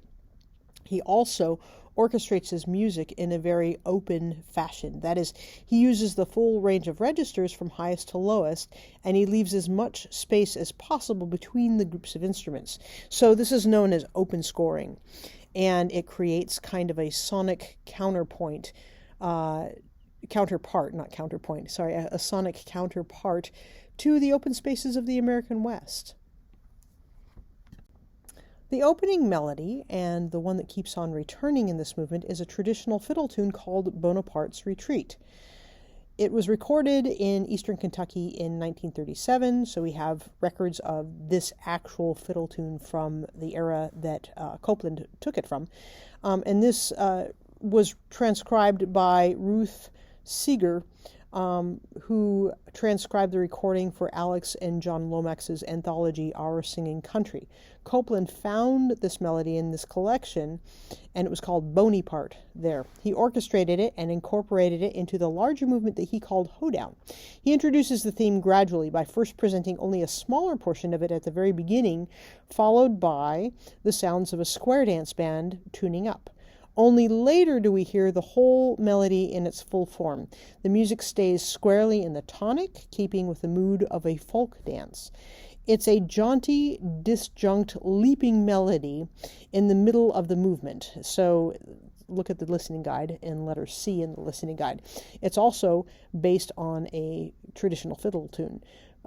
Copeland found the second fiddle tune, called McLeod's Reel, in another published anthology of American folk tunes, and like Bonaparte's Retreat, it contributes to the distinctly American sound of the Hoedown. Now, we want to look at timbre, the smaller ensembles that are playing within the orchestra. So Copeland creates a variety within this movement by varying the orchestration throughout. Sometimes we hear the entire orchestra, the big orchestra, with large percussion and timpani and piano, xylophone, snare drum, bass drum, cymbal, woodblock, and other times we hear a reduced orchestra, a reduced ensemble with just a few instruments. So, and then he also includes the piano, which is a relative newcomer to the orchestra. Copeland uses it sparingly, but to good effect by imitating the sound of a piano that one would hear in a Western dance hall. So these timbres are notably bright and transparent. Even though Copeland is writing for large orchestra, he allows the individual instruments or groups of instruments to come through clearly because of how he writes for them. He writes in what is called sonic layers, and each instrument grouping projects its own identity. So as you're listening to the groups of sounds in the very, very opening, you hear strings. They're clearly divided between high and low groupings that are distinct from each other, and yet distinct again from the brass instruments, which themselves are very clearly divided into high and low groupings. This kind of writing helps reinforce the sound of contrast of sound between these layers. And like many 20th century composers writing for orchestra, Copeland also gives unusual prominence to the percussion instruments. So the notation of giving a fiddle tune to the xylophone, this creates a particularly penetrating sound. It's kind of fun. All right, then we also have dance rhythms. So a hoedown is an energetic duple meter dance that has become associated particularly with the tradition of Western square dancing. Copeland maintains this duple meter throughout the piece, but he varies the beat by presenting some sections in very clearly demarcated duple meter while introducing a high degree of syncopation into other sections. 1 second while I turn the lights back on. Automatic lights in my office, yes. Okay, so continuing on. So there's a high degree of syncopation in other sections. And that's where the Bonaparte's Retreat is. Copeland accents the highest notes of the tune whenever he leaps upward. Also, listen to the main melody when it's first presented by the full orchestra. The brass instruments come in consistently offbeat, and this creates a sense of forward momentum that would otherwise be lacking. Copeland's version of Hoedown became so famous that many other musicians and groups incorporated it into their own music. So there was a British rock group, Emerson, Lake and Palmer, and they wrote Hoedown in their album Trilogy. Also, it was used for commercials, including by the National Cattlemen's Beef Association and Beef Board, and it was in a commercial called Beef, It's What's for Dinner. And then there are several other groups, as you can read down below, that have used it in their compositions as well, and it was also used in the Winter Olympics in 2002. Copland desired to capture the American sound, and he did this by using traditional folk melodies. Now, these were melodies that were played by settlers as they crossed America in wagon trains, and would participate in different events like barn raisings and quilting bees and pie eating contests and square dances back in the days of like Laura Ingalls Wilder or someone like that. So how does he do this, though? Well, he uses these melodies from traditional fiddle tunes, and one of the melodies was from Bonaparte's Retreat. Another melody was from a reel, which is a kind of a fiddle tune. It's kind of a dance. He uses, in the middle of his piece, he uses McLeod's reel. And then both of these in this piece contribute to that very identifiable American sound. Copland creates variety within this movement by varying the orchestra throughout. At times we hear the full ensemble, the big orchestra, a large percussion section of timpani, piano, xylophone, snare drum, bass drum, cymbal, woodblock, and other things. And then at times we'll hear a reduced ensemble of only a few instruments. The piano is a relative newcomer to the orchestra, and Copland uses it sparingly but to good effect. And he does this by imitating a piano that one would hear in a Western dance hall. The timbres are noticeably bright and transparent. Even though Copland is writing for large orchestra, he allows individual instruments or groups of instruments to come through clearly because he writes in what might be called sonic layers, with each instrumental grouping getting its own identity. So listen for the groups of sounds at the very opening of this. The strings are very clearly divided from high strings and low strings, and these groupings are distinct from each other and distinct yet again from the brass instruments, which themselves are clearly also divided into high and low groupings. And this kind of writing helps reinforce that contrast in the sound of sound between layers. Many 20th century composers writing for orchestra would do this, but Copland does this as well. He gives unusual prominence to the percussion instruments. So he gives the fiddle tune to the xylophone, and that creates a particularly penetrating sound. A hoedown is an energetic duple meter dance that has come to be particularly associated with the Western tradition of square dancing. So Copland maintains duple meter throughout this piece, kind of giving us that Western feel. But he varies the beat by presenting some sections clearly in demarcated duple meter while introducing a high degree of syncopation in other sections. Consider the opening melody, Bonaparte's Retreat melody. Copland accents the highest notes of this tune whenever he leaps upward. Or listen to the main melody when it's first presented by full orchestra. The brass instruments come in consistently offbeat, and this creates a sense of forward momentum that would otherwise be lacking. Aaron Copland constructs this dance in the form of a rondo. The main theme, A, or at least parts of it, alternates with contrasting melodic ideas. The opening is particularly clever. Copland captures the spirit and even the sequence of events in a Western-style dance by having the orchestra tune up early on, and by presenting accompanimental patterns with no real melodies until about half a minute into the piece.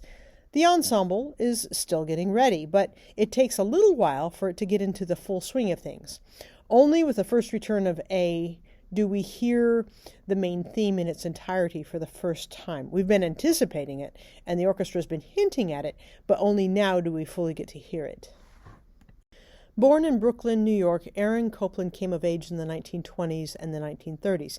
He was consumed with the idea of writing American music, and like so many of his contemporaries, he was trained in the European tradition and could write in the style of the cutting-edge modernists when he wanted to. Yet he was politically and emotionally a populist at heart. He never lost touch with his American roots, and he used actual folk tunes in his works like Rodeo and Appalachian Spring. He also wrote music for a number of Hollywood films, including Our Town, Of Mice and Men, and The Heiress, for which he won an Oscar. In addition to his work as a composer, Copeland was a superb lecturer and writer on music. He wrote What to Listen For in Music, which remains a model of its time. Now, if you haven't had enough Copeland yet, well, here are some excellent pieces that continue in that American sound that was made famous by Aaron Copland. So there's Fanfare for the Common Man, which you probably know, even though you may not think you know it. And then there's Appalachian Spring, Lincoln Portrait, and 12 Poems by Emily Dickinson. It is ironic that Aaron Copland, whose music has been so strongly identified with America, was the most prominent composer brought before Congress to testify for the McCarthy hearings in the early 1950s. Senator Joseph McCarthy was convinced that communists and communist sympathizers had infiltrated the U.S. government. The arts of all kinds, including music, were part of the Cold War effort to fight the influence of the Soviet Union, and Copland was an ideal ambassador for American culture. But he also belonged to several musical groups that fostered contacts between American and Soviet composers, and this brought him and many other artists under the suspicion of being a communist sympathizer. Copland protested strenuously that participation in such groups was based entirely on his concern with cultural and musical affairs, but the taint of association lingered, and Copland had trouble securing a passport to travel abroad for several years. When his Lincoln Portrait was performed on television's Ed Sullivan Show in 1956, Ed Sullivan pointedly did not identify the composer of the work. With time, however, Copland regained his status as an iconic American composer. In 1986, the same Congress that had investigated him 30 years earlier awarded him the Congressional Gold Medal, its highest civilian honor.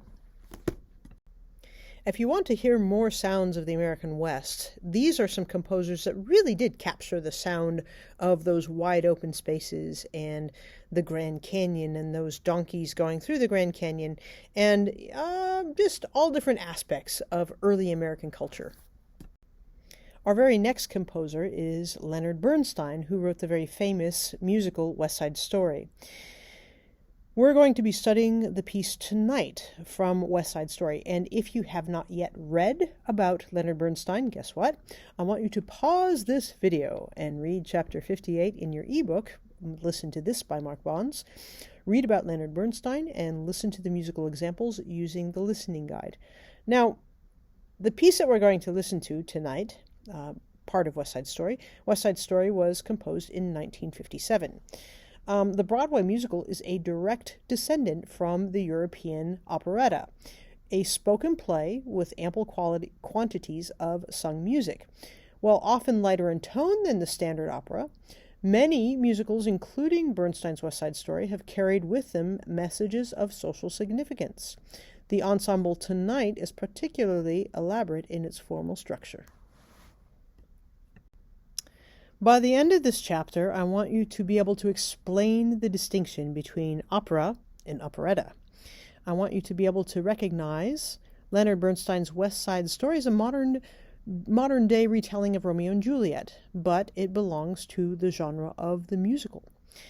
As you're listening to your listening guide, I want you to listen for ways in which the contrasting melodic themes of tonight reflect the feelings of the various characters who are singing. Next, you will need to be able to identify the process in which Bernstein structures the scene to build from the beginning to the end. Finally, we'll look at explaining why Bernstein's career has been described as 4 lives in one.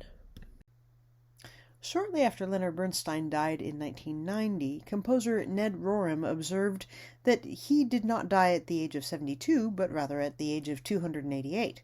Why? Well, because Lenny led 4 lives in one. Indeed, Bernstein achieved what many musicians would amount to 4 lifetimes worth of work. As a conductor, he was the first American-born musician to lead a major symphony orchestra, the New York Philharmonic.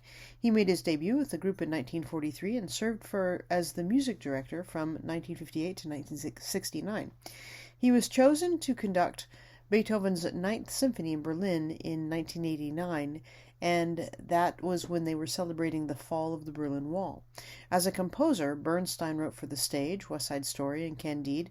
The concert hall, he wrote three different symphonies. On screen, he wrote On the Waterfront, and in ballet, Fancy Free.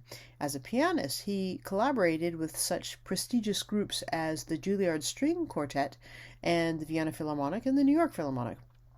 As an educator, Bernstein worked tirelessly to expand audiences for classical music. His young people's concerts were televised nationwide between 1958 to 1972, and they exposed millions to a repertoire that they might never have heard otherwise. Unlike opera, which is sung from beginning to end, the musical is a spoken drama with substantial amounts of singing. The idea of working songs into spoken plays goes all the way back to the days of Shakespeare, and even before that. During the 18th century, however, music in some of those plays became more extensive and more important than the spoken parts. Mozart even wrote a few works like this, and the German term is Singspiel, or song play. This new genre was called operetta, literally a small opera.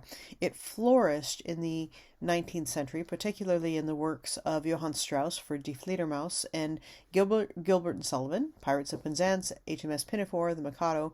These works were typically comic and light-hearted, often sentimental. They were also enormously popular and profitable. Transplanted to the United States, the operetta reached new heights, becoming known as the musical or the Broadway musical, in honor of the street in New York City with the greatest concentration of musical theaters. In the hands of American composers as Jerome Kern, Richard Rodgers, and Alan J. Lerner, the Broadway musical soon developed into an institution that could be exported throughout the world. The musical West Side Story was an instant hit when it premiered in 1957. It is a modern-day retelling of the story of Romeo and Juliet, those feuding two families. In this case, they're actually recast as urban gangs. The urban gangs are the Sharks and the Jets. And the Sharks are Puerto Ricans and the Jets are whites. When Tony, a Jet, falls in love with Maria, whose brother is Bernardo, the leader of the Sharks, the stage is set for a tragic ending. Bernstein's music introduces strong elements of jazz, including heavily syncopated rhythms and jazz-like orchestration. The characters in the scene that we're going to study are as follows. So we've got Riff, who's the leader of the Jets, and the leader of also this gang of whites called the Jets. Bernardo is the leader of the Sharks, and he's the leader of the gang of Puerto Ricans. There's a chorus of the Jets, a chorus of the Sharks. There's Anita, who's a Puerto Rican, the girlfriend of Bernardo. And then there's Tony, who's a Jet in love with Maria, and Maria, who's the sister of Bernardo, and she's in love with Tony. All of them have big plans for tonight, and the Sharks and the Jets are planning a rumble or a fight. Anita readies herself for a night of passion with Bernardo, and Tony and Maria are planning to see each other once it's dark because they cannot carry on the romance in the light of day. In just a second, you're going to push pause on this video and listen to Tonight from West Side Story. What I want you to listen to is the melody. I want you to listen for the two contrasting melodies. How are they sung? Who sings which? How are they different from each other? Then I want you to listen to the texture. Listen for the growing complexity of texture from the homophonic beginning, where there's one singer with accompaniment, to the polyphonic ending, where you have 5 separate vocal lines. Next, I want you to listen to the form.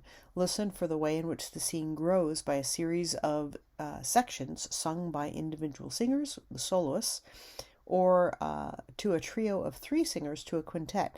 Also, listen for the ways in which the 2 main themes are varied and eventually combined. Finally, I want you to listen to word-music relationships. The key word in this scene is tonight.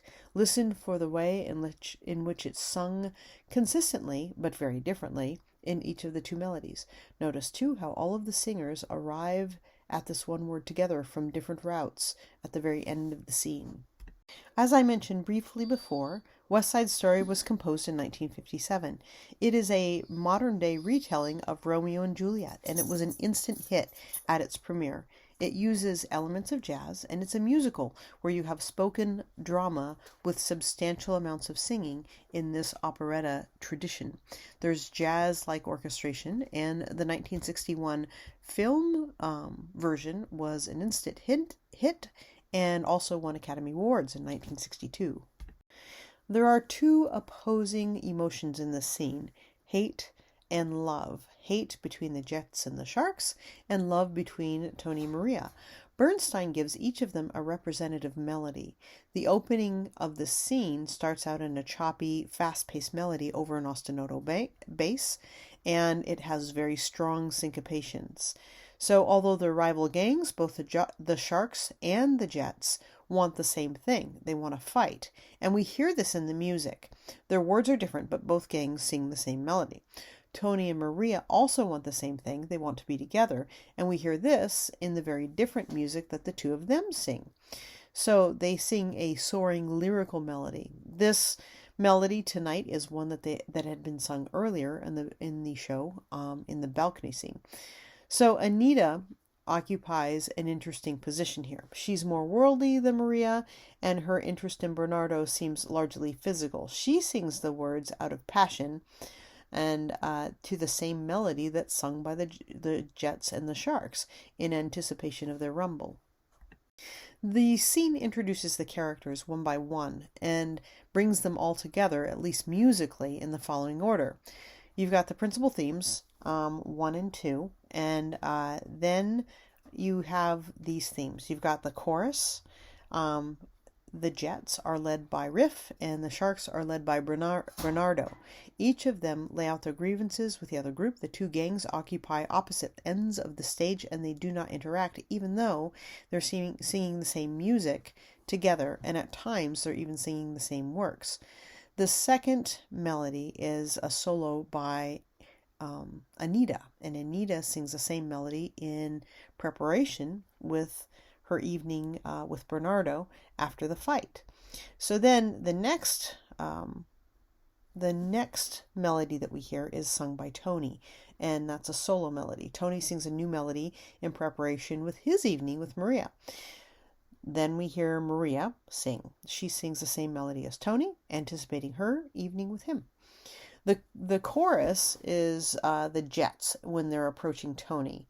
And then you have a trio, which is sung by Maria, Tony, and Riff. Maria continues Tony's lyrical melody, but instead of echoing her, Tony agrees to Riff's demands, and we hear both themes simultaneously. Finally, we have the quintet, which is Maria, Tony, Anita, the Sharks, and the Jets. And all of the characters sing at once. Tony and Maria sing their melody while the others sing their melodies. Everybody lands on the same word tonight at the very, very end.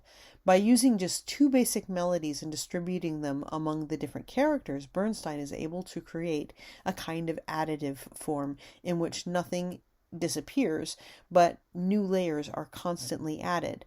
This is a technique Bernstein had learned from the world of opera, in which the music in a given scene often becomes layered, and as the stage becomes more populated, the action progresses. We also have increasingly complex textures. So closely related to the scene's additive form are the increasingly complex textures, which move from solo at the beginning to a quintet at the end, which is 5 voices, And what we hear at the end is, in effect, 5 different monologues performed simultaneously. This reveals one of the great advantages to sung drama over spoken drama. If all of these characters were speaking at the same time, we would not really understand them. It would sound like babble. But because we can hear all of the different characters singing their parts, we can differentiate between the contrasting melodies and the emotions and experience them simultaneously. The contrast in the setting of this one word, tonight, it captures the basic conflict between the world of Tony and Maria and the world of the Sharks and the Jets. Those anticipating the physical side of things between the Riff and the Jets and Bernardo and the Sharks and Anita sing the word to a menacing sounding figure that sounds impatient and pressed, while Tony and Maria sing the same word very differently, leaping up or down on a long sustained note. We would of course expect that lovers would be singing the same melody to each other. In this opera, this is one surefire indication that a couple is really in love, and often it marks a major moment in an onstage relationship. Bernstein plays off this convention by having the two lovers sing separately in simultaneous monologues. He applies the device to the two warring gangs as well. They're not singing to each other either. In fact, the fact that they share a common melody makes the whole situation much more ironic, for in the end, the two gangs are not really at all that different on a personal human level. It is only their ethnicity which separates them. As we said, Bernstein led 4 lives in one. He was a major conductor of the 20th century. He was a composer for stage, the concert hall, ballet, and film. He was a pianist and he was an educator, and he did all of these things extraordinarily well. I hope that this one song from West Side Story has piqued your interest on Leonard Bernstein. If it has, then you can expand your playlist with some other works of his. These are wonderful works by the great composer Leonard Bernstein. And if you are a Broadway kind of person, well, here are several other Broadway musicals that, have a social conscience and a little bit of a message with them. But enjoy these musicals. I encourage you to look them up and watch them. The next composer that we're going to study in our quest for composers after 1900 is John Cage, and he wrote Sonata 2 from Sonatas and Interludes from 1946 to 1948. John Cage produced new sounds out of an old instrument by inserting everyday objects, screws, bolts, nuts, etc., between the strings of a piano, altering the sound of the instrument in startling ways.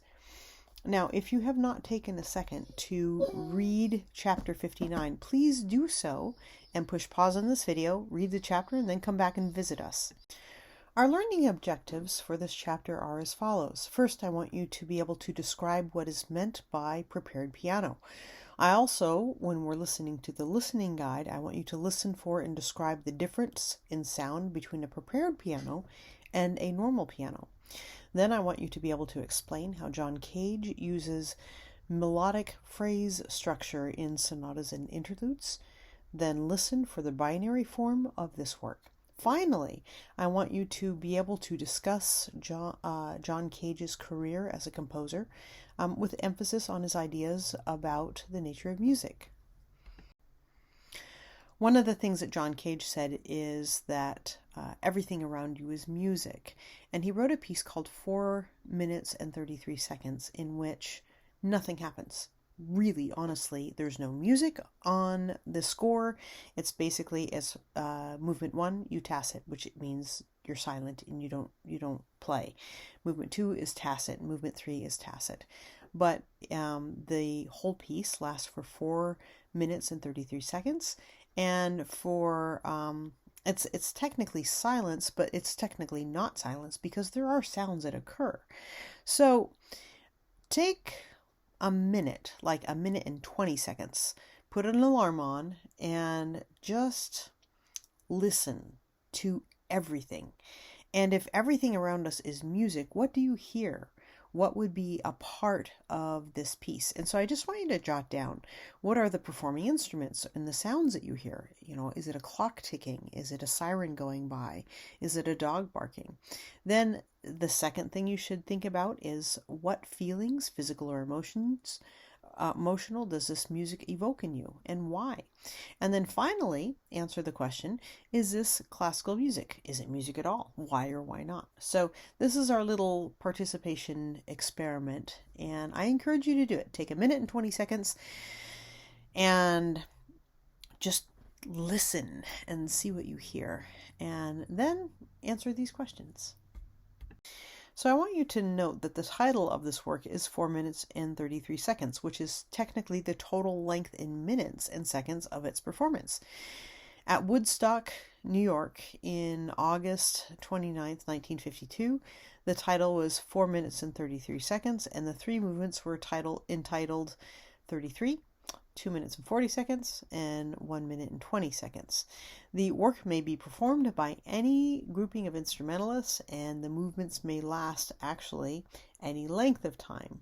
In front of you, you see the original score for this piece. John Cage lived from 1912 to 1992. He was born in Los Angeles, and he studied with Arnold Schoenberg. He was very much influenced by Zen Buddhism, and he provoked his listeners to rethink the nature of music. He was the first to popularize and systematically utilize the prepared piano, which we're about to hear. So now I want you to take a moment and use the listening guide in your ebook to listen to this piece from Sonatas and Interludes. There are three things that you'll be focusing on as you listen: timbre, rhythm, and form.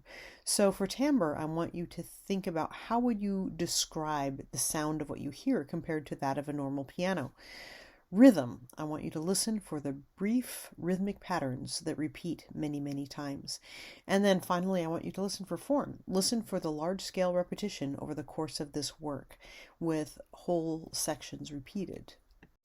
Sonatas and interludes were composed from 1946 through 1948. They were composed for prepared piano, which various materials inserted through the strings alter the sound of the strings. There was actually a map that was created for where these items go and what sorts of items they needed to be. Many 20th century composers have used extended techniques which call for a performer to either prepare their instrument in some way or play it in an unusual way. So Cage was the first composer to use a prepared piano systematically. As I said, there was a map that he drew out which very much specified exactly where everything was supposed to go. And the end result was that it blended conventional and unconventional sounds. When you press down a single key on a piano, it causes the felt-covered hammer to strike either a set of 2 or 3 identical strings. All of them are tuned to the same pitch. Only the lowest pitches of the piano have 2 strings, but most of the pitches on the piano have 3 strings. The fact that there are multiple strings for each note helps give the piano its characteristic resonance. Multiple strings serves another purpose as well. When a performer depresses the soft pedal, the pedal on the far left, all of the hammers shift sideways just a fraction of an inch and strike only 2 strings for any given note, creating a softer sound. This is why Cage was so specific about exactly where each item should be placed, either between the first and second string or between the second and third string, or both. So with the soft pedal depressed, the sound of any prepared set of strings is very different from the sound that it would make without the pedal depressed. One key can produce several different sorts of sound depending on the use or non-use of the soft piano pedal. The objects that he used were as follows. He used screws and bolts, small, medium, large, long, and furniture bolts. He used metal nuts. He used strips of woven plastic above and below certain strings. He used small pieces of rubber, and he used one rectangular pencil eraser, and it needed to be from the American Pencil Company number 346. Cage also gives measurements for the distance of these objects from the damper. So those are the felt-like blocks that go down on the strings after the hammer has struck them. When the damper pedal, the pedal on the right, is depressed, the dampers disengage, allowing for the notes to resonate longer and blend with each other. The composer's directions are excruciatingly precise. He calls for one particular screw to be placed 1 13/16 of an inch from the damper and another 2 15/16 of an inch away, and so on. The sound that results from this preparation has been compared to that of an Indonesian gamelan, which is a percussion ensemble whose timbre Cage knew particularly well from recordings. Cage was fascinated with Asian philosophy and music in general, so it's no surprise that he would seek to blend these two worlds musically. Percussion instruments fall into two different categories, pitched and unpitched instruments. So those that can produce specific pitches, such as the piano or xylophone, are the pitched instruments, and those that cannot, such as the gong or the cymbal, are considered unpitched instruments. The prepared piano can produce both pitched and unpitched, depending on the way that any given set of strings has been prepared or not prepared. The effect of this dense mixture of pitched and unpitched sounds is to give special prominence to the role of rhythm. So consider the very opening theme of Sonata 2. Although it's notated in the score, it would be impossible to sing or whistle it as it actually sounds because some of the notes are unpitched. The themes of Sonata 2 are in fact readily recognizable, but not through their pitches, but rather through their rhythms. Each of the main two themes has its own distinct rhythmic pattern, and the rhythmic organization of theme 1 is surprisingly straightforward, kind of even old-fashioned. The melody conveys a strong sense of periodic phrase structure with the opening antecedent phrase in the higher register answered by a consequent phrase in the lower register. The antecedent consequent rhythm then repeats with different pitches and unpitched sounds. So then you have theme 2, and that's based on contrasting rhythm that opens with the distinctive long, short, short pattern, and the phrasing here is more continuous, so without any division into the antecedent consequent phases. Then you have theme 3, and theme 3 appears for the first time in the second section, and its most striking characteristic is its rapid rhythms. Up until this point, the music has been moving along at a fairly steady pace of eighth notes and quarter notes, and then suddenly at 1 minute and 1 second, the notes more than double in speed, and the piece ends with a dramatic upward flourish. So, if you would like to hear these different themes, I encourage you to go into your ebook and look at the animated notations where you can listen to all three of these different themes. For all of its radical features, the form of Sonata 2 is very conventional. It's in binary form, A, B, and its two sections are each repeated in performance. So you have section 1 with theme 1, and then you have theme 2, that's section 1. And then you have section 2, which has theme 2 and theme 3.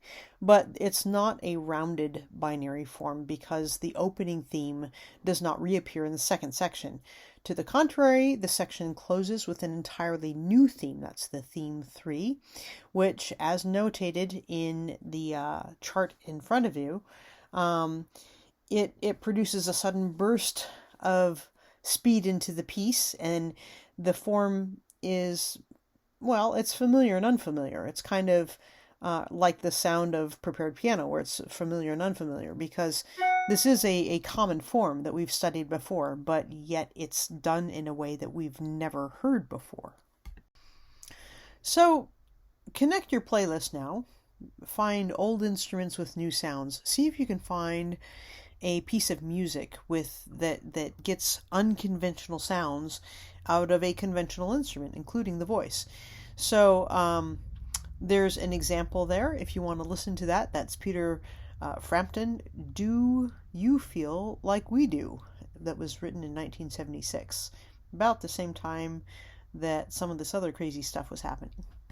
If this music has piqued your interest and you are very much interested in experimental composers of the 20th century, here are several others that you might enjoy listening to. John Cage once declared that everything we do is music. He did not see himself as a high priest of art, but rather as a facilitator between listeners and sounds. He was profoundly influenced by Zen Buddhism and its renunciation of striving and the will. Cage maintained that his purpose was to eliminate purpose, and many of his works from the late 1940s onwards seem to avoid or challenge the traditional stance of the composer as an omnipotent creator of a small musical world. Cage was born in Los Angeles and even studied composition with Arnold Schoenberg, but soon he moved on from his teacher and started to produce things that were even more radically modern than Schoenberg. In the late 1950s, he became very interested in the possibilities of electronic music and multimedia art that combined words and music and movement, and he often also mixed live and recorded sounds and images. John Cage and his music consistently polarized listeners.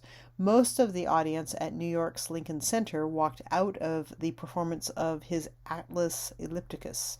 That was one where his notated score superimposed transparent staff paper onto star charts to determine the pitches. When it was first presented by the New York Philharmonic in 1964, even members of the orchestra were upset and hissed at the composer.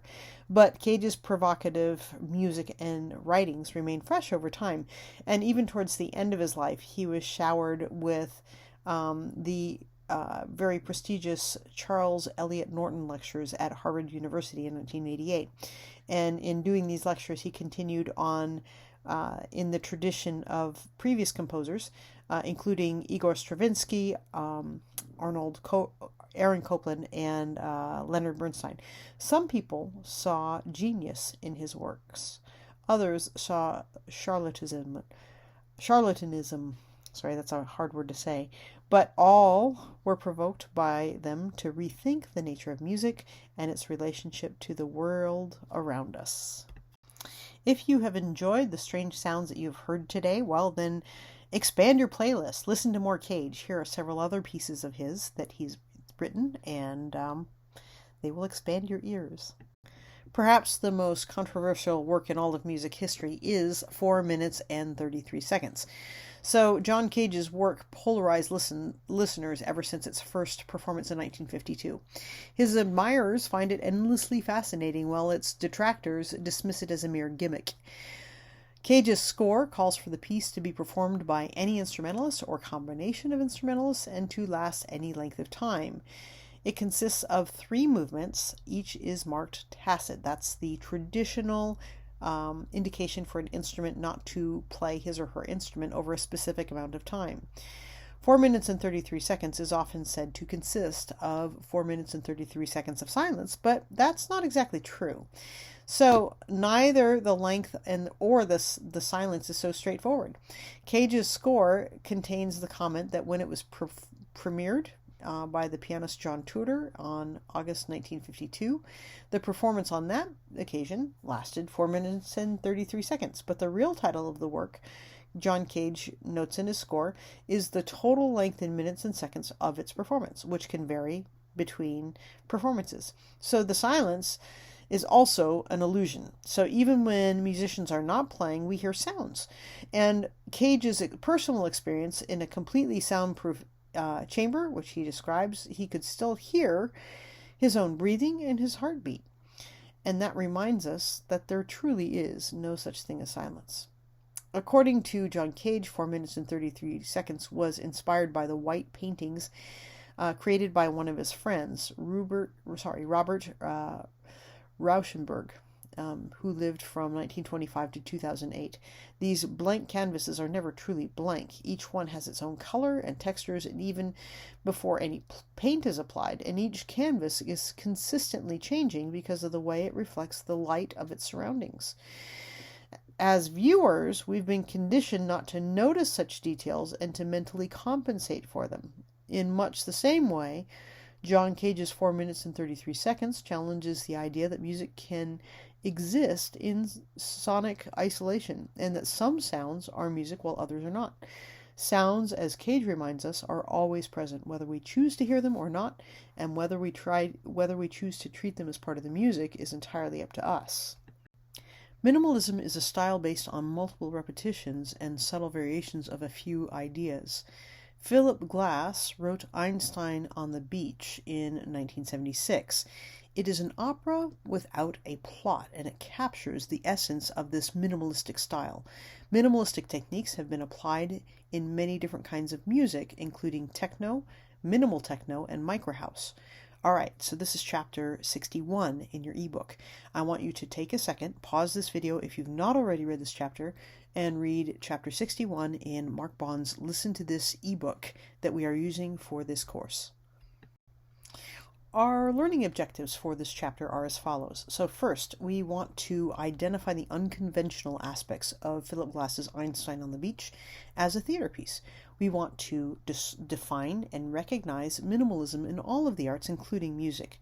We want to discuss how Glass layers the timbres in knee play number 1 from Einstein on the Beach.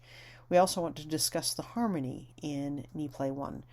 I want you to listen for the ostinato in this excerpt as you are using your listening guide, and also for the timbre of the electronic organ, the vocal ensemble, and the female speaker. I got a little ahead of myself. We want to listen to the timbre of the electronic organ and the vocal ensemble and the female speaker. Finally, we want to outline Glass's career as a composer. Philip Glass was born in 1937, and he's still alive. He was born and raised in Baltimore. He studied composition at the Juilliard School of Music. He worked in Paris with Nadia Boulanger, and then he traveled to Asia, where he studied with Ravi Shankar. And then he established the very famous Philip Glass Ensemble. How famous is this guy? Well, he was mentioned in at least 3 episodes of The Simpsons and South Park. The LA Opera just performed Akhenaten in 2018, just prior to COVID. In just a moment, you'll push pause on this video and you'll utilize the listening guide from your ebook and listen to this movement of Einstein on the Beach. Well, what are you listening for? First, I want you to listen for timbre. Listen for 3 layers of sound. First, listen to the bass line, which is done by the organ. Then, listen to the chorus of voices that sing above it. And finally, there are 2 speaking voice parts that are going to operate seemingly independently of the music. The next thing that you'll listen for is harmony. I want you to listen for the simple and strongly tonal harmonic progression that is repeated over and over again. Finally, I want you to listen to form. Listen for the repeated pattern in the bass line. That's in the organ part. It continues from the beginning to the end. Try to identify variations in the basic rhythmic and melodic patterns in the voices. Finally, be aware that the added elements, the new voices, both singing and speaking, that emerge over the course of the scene as a whole. Einstein on the Beach was composed in 1976, and this opera has no plot in the conventional sense. Instead, it's built around a series of recurring images: a train, a trial, a spaceship in a field. A character resembling Einstein at several points is playing the violin. In fact, Einstein was a amateur violinist. The 4 acts are performed without intermission, and they're introduced and connected by a series of knee plays. This is a term that Philip Glass adapted from the joining function of the human knee. This chapter's selection, knee play 1, is an opening number of the opera. Only small portions of the text are sung. Most of it is recited, and the text that is sung is limited to the counting of numbers, 1, 2, 3, etc., or solfege syllables, do, re, mi, fa, sol, la, ti. Glass worked closely with the director and playwright Robert Wilson to develop this new radical form of opera. With the exception of Einstein, who never sings, there are no real characters. Only a 6-voice chorus and 4 nameless actors in speaking roles. This idea, as Glass has since explained in interviews, was to let the audiences read their own meaning into the work's various scenes. Einstein on the Beach premiered in France in 1976 of July, and it's since been revived many times. Glass's music is written in a style known as minimalism, which it's a brief musical idea or a group of ideas that's repeated and varied incrementally over a long span of time, with relatively a slow rate of change. Minimalistic music, in spite of its name, tends to unfold across long periods and relies on the passage of time to create almost a trance-like state in the mind of the listener. Indeed, there is so much repetition that as listeners, our scale of perception changes, so that even the slight variation in the rhythm becomes a major event. Knee play number 1 is very typical of minimalistic music in its use of fairly simple melodic and harmonic rhythmic building blocks. There are 3 layered timbres here. The musical forces performing this opening scene are quite modest. So you have an electronic organ, a small chorus of mixed voices, soprano, alto, tenor, and bass, and 2 speakers who are both women. And then you also have the organ and the chorus moving in very close coordination, while the spoken voices are going to enter and drop out in a manner that seems to be very spontaneous or random. So Glass allows for considerable latitude in the score, leaving it up to the performers how many times they will repeat a certain section, or exactly when the spoken text will be recited, or at what speed. The organ and the chorus outline a very standard harmonic progression, one that's often heard in cadences and tonal music. So the chords are built upon the 4th, the 5th, and the 1st scale degrees, 4, 5, and 1 in musical terms. So the 12-bar blues chord progression, for example, makes exclusive use of these 3 chords, and those are the same 3 chords that, according to some learn how to play musical advertisements, they will allow you to perform thousands of songs. By making the harmony so simple and by repeating it so often, Glass is able to draw our attention to other elements of change, such as varied rhythms of the melody and the gradual addition of new performing voices. The form of the scene is actually quite simple. It's a series of variations on a series of short melodic fragments, with the music unfolding over a constantly repeating bass, which we really do know is an ostinato. We've studied that before. The rhythm of the theme and each of its variations remains equally consistent from beginning to end, with the singers counting out the beats. They sing out loud to some variation of this basic pattern: 1, 2, 3, 4, 1, 2, 3, 4, 5, 6, 1, 2, 3, 4, 5, 6, 7, 8. Glass repeats this basic unit with its 3 subunits of 4, 6, and 8 beats many times, but often with subtle variations. He creates variety in 3 ways. First, he alters the rhythm. Certain beats at the beginning of each subunit drop out with no predictable pattern. For example, at minute 1 minute and 3 seconds, we hear 1, 2, 3, 4, pause, 2, 3, 4, 5, 6. Then we hear 1, 2, 3, 4, 5, 6, 7, 8. And at 1 minute 45 seconds, we hear pause, 2, 3, 4. Then 1, 2, 3, 4, 5, 6. Pause, 2, 3, 4, 5, 6, 7, 8. Glass uses these and other rhythmic permutations throughout, eliminating the 1 on beat 1, or more of the 3 subunits, 4, 5, 6, 8, that make up the basic subunit unit. The second way he creates variation is by dividing the voices. At 2 minutes and 6 seconds, 2 vocal lines that we've heard up until this point, the sopranos and altos singing together the upper line, and the tenors and the basses singing the lower line, they split into 4 parts. Sopranos now sing do, re, mi to the same notes as the altos, who continue to sing as before, but the sopranos sing the syllables in a much slower rhythm. The tenors do the same on the syllables la, so, do, with the basses underneath. The final way that he changes the form is by adding spoken voices. Glass makes no distinction between speech or song, and all become a part of the sonic landscape. At 1 minute 3 seconds, we hear the first of two women's voices recite in speech some of the numbers that are being sung by the chorus. At 1 minute 24 seconds, these voices begin to recite their own independent texts. This text is by poet Christopher Knowles. It in itself is full of internal repetitions, and it's not meant to make sense in the meaning. Here, for example, is the opening. Will it get some wind for the sailboat? And it could get, for it is. It could get the railroad for these workers, and it could be where it is. It could be Frankie. It could be Frankie. It could be very fresh and clean. It could be a balloon. Oh, these are the days, my friends, and these are the days, my friends. It could get some wind for the sailboat, and it could get, for it is. It could get the railroad for these workers. It could get, for it were. It could be a balloon. It could be Frankie. It could be very fresh and clean. Oh, these are the days, my friends, and all these are the days, my friends. It could be those ways. So it doesn't really make sense. Philip Glass, born in 1937, stands out among contemporary composers for having become so famous that he's mentioned in no fewer than 3 episodes of The Simpsons, and he's satirized in an episode of South Park. He was born and raised in Baltimore, where he studied flute at the Peabody Conservatory of Music.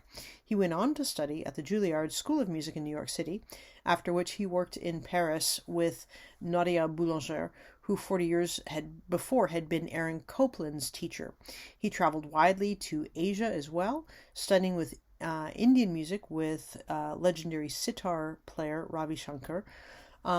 Glass returned to New York in the mid-1960s, convinced that modern music needed to reach out to audiences more directly, and so he established what he called the Philip Glass Ensemble.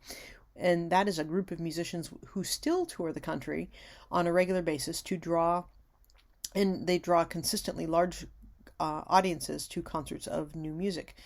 Glass is an astonishingly prolific composer. In addition to 10 operas, he's also written large quantities of vocal and instrumental music for a number of soundtracks and for mainstream films. He wrote the soundtrack for The Illusionist, also The Secret Garden, The Truman Show, and Candyman. If you want to hear more Glass, well, here are several of his other pieces. Please look them up and listen to them if you are interested in the music of Philip Glass. And if you can't get enough minimalism, well, here are some other minimalistic songs by maybe some people you know and maybe some people that you don't know. But look these up on YouTube and listen to them. We're going to move backwards in your book to chapter 55. Which is about composer William Grant Still. William Grant Still wrote a piece called A Black Poirot from the Songs of Separation. He wrote this in 1949. And the text of this song takes up the same imagery that Arnold Schoenberg used in Poirot Lunaire, which we studied in chapter 47, but with a twist. In this text by African-American poet Langston Hughes, the quintessentially pale-faced white figure of Poirot is black, and as Schoenberg's Columbine, Poirot has again been rejected, but instead of seeking more whiteness, he creeps away into the night, and the night was black too, to seek a new brown love. This is a fantastic piece by William Grant Still. Now, if you have not taken a moment to read chapter 55, please stop this recording and read chapter 55 and then hit play again, because we've got some great stuff to discuss here. In this chapter, we want to identify William Grant Still's Black Poirot from Songs of Separation as an art song from the tradition of German Lied, but with a poem from the Harlem Renaissance. We're going to be listening for blues elements in the chromatic harmony of Black Poirot, and we will define through composed. Now, we've studied this before, but we're going to look at it again in this particular piece. So I want you to listen for the through composed style and form of Still's Black Poirot. Next, we're going to outline Still's career as a composer and his firsts in his field. Finally, we're going to discuss the Harlem Renaissance. William Grant Still lived from 1895 to 1978. He was born in Woodville, Mississippi. He studied composition at Oberlin and the New England Conservatories of Music. He worked in New York City while launching his composing career and arranged music for jazz bands.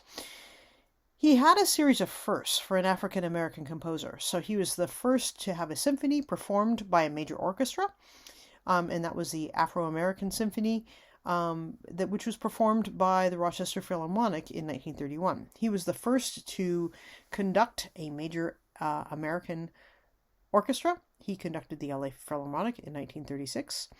And he was also the first to have an opera performed by a major American opera company, and that was the Trouble Island Opera, which was performed in 1949. In just a second, you're going to push pause on this video, and you're going to use the listening guide to listen to a Black Poirot from William Grant Still's Songs of Separation, using the following questions as a guide. And I want you to read the discussion on how the elements of music operate in this piece. So listen for harmony. Does the music sound tonal, atonal, or somewhere in between? Listen for the melodies. Listen for the changes in the register throughout. Where's the highest note of the vocal line? And what passages suggest the style of the blues? Lastly, listen for form. Does the same music appear with each strophe, or is there new music for each strophe? Like Schoenberg's Pierrot, Still's Lovelorn Clown is never successful in his amorous pursuits, but Still's Pierrot conveys the same profound sense of insecurities and quiet desperation in a very different musical style. The musical language is tonal with melodic inflections borrowed from the blues. This Black Pierrot expresses himself in an idiom that was it mixes the traditions of art song used by composers like Schubert and Schumann with traditions more closely associated with the African American music, for example, Robert Johnson. From the very first puzzling, unsettled chord in the piano, we suspect that this piece is not going to offer much comfort in the way of home key. The octave notes do little more than just establish a tonic. When the voice enters, it starts at a low register, and it has a very simple statement, I am the Black Poirot, but it moves to wholly unpredictable directions. It wavers between major and minor, and it seems to change its move consistently. And yet, interspersed throughout the first searching strophe, we do hear sounds that we recognize and chords that give us moments of harmonic stability, even if they're only brief. The style that Still employs here is called chromatic. It's tonal, but it has strong inflections that make the tonic less powerful. A chromatic scale consists entirely of half steps, and so therefore it has no tonal center. In the same way, a scale consisting of whole steps also implies no tonal center. To create a tonic sound, a scale must have whole steps and half steps, very strategically placed, like do, re, mi, fa, sol, la, ti, do. And that is what establishes a key, and minor as well. Do, re, going low. Do, re, mi, fa, sol, la, ti, do. So that's like a minor scale. Sorry, I can't go so low today. I actually got some rest, so my vocal range is not as low as it could be. But adding additional half steps have the effect of obscuring the tonic. In this song, Still uses a melody that's based on a standard major scale, but he uses many additional half steps to make the tonic seem less clear or less solid. When we do hear the tonic in the sound, it sounds quite clearly, and it appears most strongly in the middle of the second stanza and then again at the end. Look at your listening guide. Listen to the contrasting sense of tonal stability in these passages compared with the chromatic instability of other passages. The harmonizations at the very end of the song are particularly intense. While the tonic stays the same, the piano harmonizes in the chromatic fashion, so using a lot of half steps pointedly to avoid the tonic. Even the last harmony of the work, normally a tonic, never truly resolves, and the effect is strangely haunting. The melody is always in the voice. It is chromatic throughout, wandering and weaving around the notes of the chromatic scale. Like the harmony, it rarely establishes a firm sense of arrival, but when it does land on a point of stability, it doesn't stay there for very long. Only at the end of the song do we hear an extended point of arrival. So the melody also shows certain affinities at points to the blues. This is, after all, the song of a rejected lover. So when the music finally lands squarely on the tonic for the first time, for example, on the word black in Black Poirot, we hear what sounds rather like a blue note, a note that's slightly lower than the given pitch of a standard scale. The walking bass, which is the steady, stepwise line in the bass, and the offbeat chords in the piano help evoke the spirit of the blues. Still also he changes register of the vocal line to emphasize important moments in the text. The first strophe moves gradually from low to high, and then the second occupies the middle range. The third strophe moves from high to low and then back to high again, hitting the highest note of the entire song at the very end. That is the emotional climax for this song. In spite of a good deal of textual repetition between the strophes, each strophe begins with the same two lines, and the first word and the third word, so, is also the same. There's very little repetition or even variation of musical ideas in the song. Instead, each strophe gets its own musical setting. Remember, we've studied this before. This is called through compose, and that's when a composer uses distinctly new music from the beginning to the end. Through compose form differs from the strophic form, which is the same music for each strophe, and modified strophic form. So modified strophic form is a variation of the same music for each strophe, but we have completely new music for each strophe, and that is through composed. Through composed form was not new in the 20th century. Composers have been using it for centuries instead, and we have also been studying it, not for centuries, but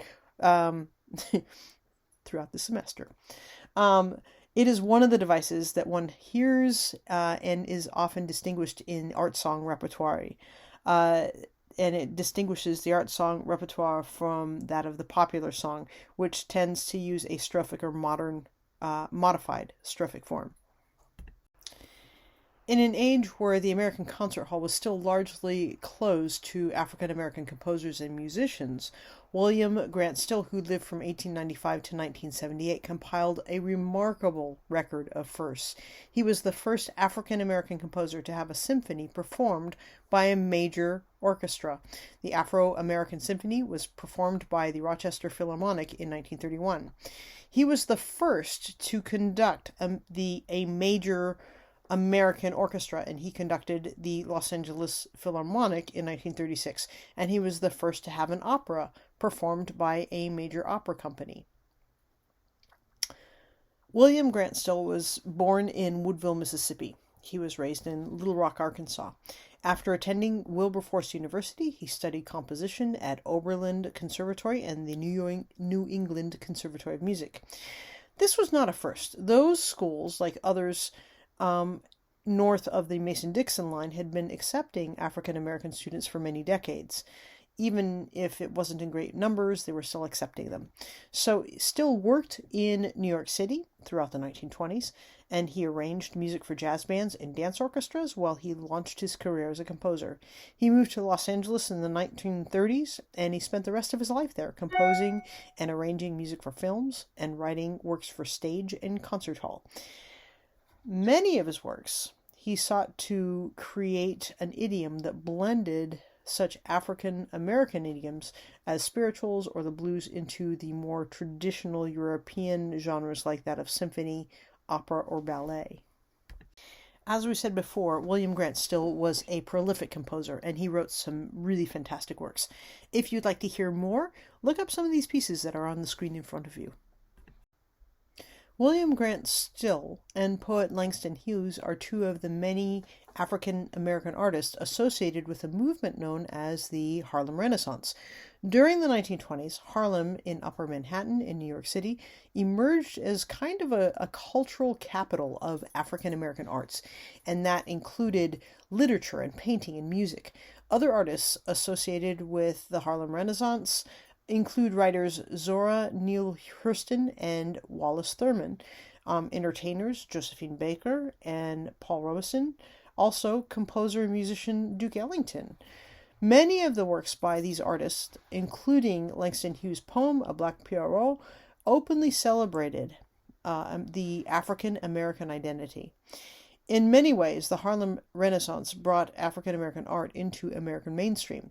Culture and politics were never too distant from one another, and they were closely allied with the Harlem Renaissance. Artists and the public alike recognized that the production of art by African American artists could help promote that struggle for racial equality.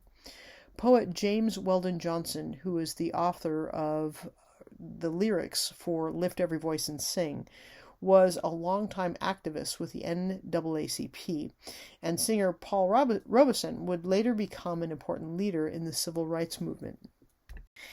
There were many composers that wrote in the Western classical tradition, and here are several of them. If you would like to hear more music by these guys, look them up and listen to their music. I highly encourage you to. Our next work brings us to Hungarian composer Bela Bartok. So, Bela Bartok wrote the Concerto for Orchestra in 1943. We will be studying the second movement of this piece, entitled Game of Pairs. Most concertos will showcase the abilities of a single soloist or a small group of soloists, but in his Concerto for Orchestra, Bela Bartok created a work that allows all of the instruments of the orchestra to come to the fore at different times and be featured. So the style of this music reflects his lifelong interest in folk music, not only from his native Hungary, but also from other regions of Europe and throughout the world as well. If you have not yet read Chapter 57 and learned more about Bela Bartok, please do so. Push pause in this video right away. Go into your ebook, listen or read to this chapter, Chapter 57 on Bela Bartok. Listen to the piece, the Concerto for Orchestra. We're listening to the second movement, Game of Pairs. In this chapter, we are going to seek to identify the instruments that are featured in each section of the second movement of Bela Bartok's Concerto for Orchestra. I want you to listen for the broadly symmetrical form of the movement and identify the form based on the instrumental timbre of the movement as well. By the end of the chapter, we want to be able to describe the work of ethnomusicologists and explain how Bela Bartok's work was influenced by folk music of various kinds. Finally, we want to outline Bartok's career as a scholar, composer, and performer. We always do a quick view of each composer at the beginning, and then we look more into them at the end. But Bela Bartok lived from 1881 until 1945. He was another composer immigrant. We've had many of these so far. So he came from Hungary to the United States in 1940, and he taught theory and composition at Columbia University. He was an ethnomusicologist. What is that? That is a scholarly study on the social dimension of music, frequently in other countries. So he studied how music is used within and between cultures. Also, ethnomusicology studies the oral tradition of folk music and non-Western repertoire, different melodies. He would do this by recording these melodies, and we'll get into that in just a second. It is time to listen to this movement. We're listening to the second movement of Bartok's Concerto for Orchestra. What will you be listening for? Well, we will be listening for timbre, for melody, and for form. Timbre, listen for the variety of instrumental sounds, beginning with a succession of prominent passages by the woodwinds, bassoons, oboes, clarinets, and flutes. And then you have the brass instruments, the trumpets, trombones, horns, and a tuba. Then you're going to have a small side drum that will both introduce and end the movement. The next thing you'll be listening for is melody. I want you to listen for phrases and cadences within each melody. Also, listen for the tonal center in each melody. Next, I want you to listen to form. This is ABA prime form. So where does the B section begin, and how is A prime different from the original A? Stop this video and listen to the listening guide in your ebook right now, and then come back and join us again. The Concerto for Orchestra was composed in 1943. All of the different instruments are featured at different times, and it features both the woodwinds and the brass in turn. It is one of the most frequently performed 20th century orchestral works, probably because not only is it a 20th century orchestral work, but it also features everybody individually, which gives the orchestra an opportunity to show off these instruments and their players. The Concerto for Orchestra was commissioned by Sergei Kusavinsky, who is the conductor of the Boston Symphony Orchestra. Bartók died less than a year after its premiere. It was among the most popular 20th century orchestral works, and it still is. It was shaped by sounds and sound sources that were outside of Western traditions. It is not a symphony. It has 5 movements. It is a concerto. So the reason why is because the instruments are treated in a soloistic manner. It's sort of like a Baroque concerto grosso. Remember, we studied Bach's Brandenburg Concerto, which was a concerto grosso, which means large concerto. But you have soloists that emerge and blend back into the orchestra, just like that one. This has concertino groupings, several, like more than one person at a time, performing at a time, versus tutti groupings. And here you have very cool melodies and rhythms. And it also takes tonal and atonal timbres and uses those as well. The second movement of the Concerto for Orchestra is entitled Game of Pairs, and it features a series of statements by woodwind and brass instruments introduced mostly in pairs. So the game element stems from the playful nature of the music. There's a loose, almost carefree feeling to the way that each pair of instruments steps up into the spotlight and then gives way to the next pair. One might also almost imagine that this movement is a series of paired dancers who emerge out of a crowd and then disappear back into the crowd. Listen for the contrast of timbres among these instruments. In your ebook, there are a series of animated notations that highlight the individual pairs. So if you want to hear the pairs outside of the entire orchestra, this is a great way to do that. And from minute 4 in 18 seconds, the same instruments are going to return in varied form, but now in groups of 3. So you have like 3 bassoons, or in combination with another grouping of instruments. So you have like 2 oboes and 2 clarinets together, or 2 flutes and 2 clarinets. And then just listen for the different combinations of timbres throughout this entire piece. At the end, we are joined by some harps. That's kind of cool. In our game of pairs, the wind instruments are paired. There's 2 of them playing at a time. So you have, in this order, you've got bassoons and oboes and clarinets, flutes and trumpets.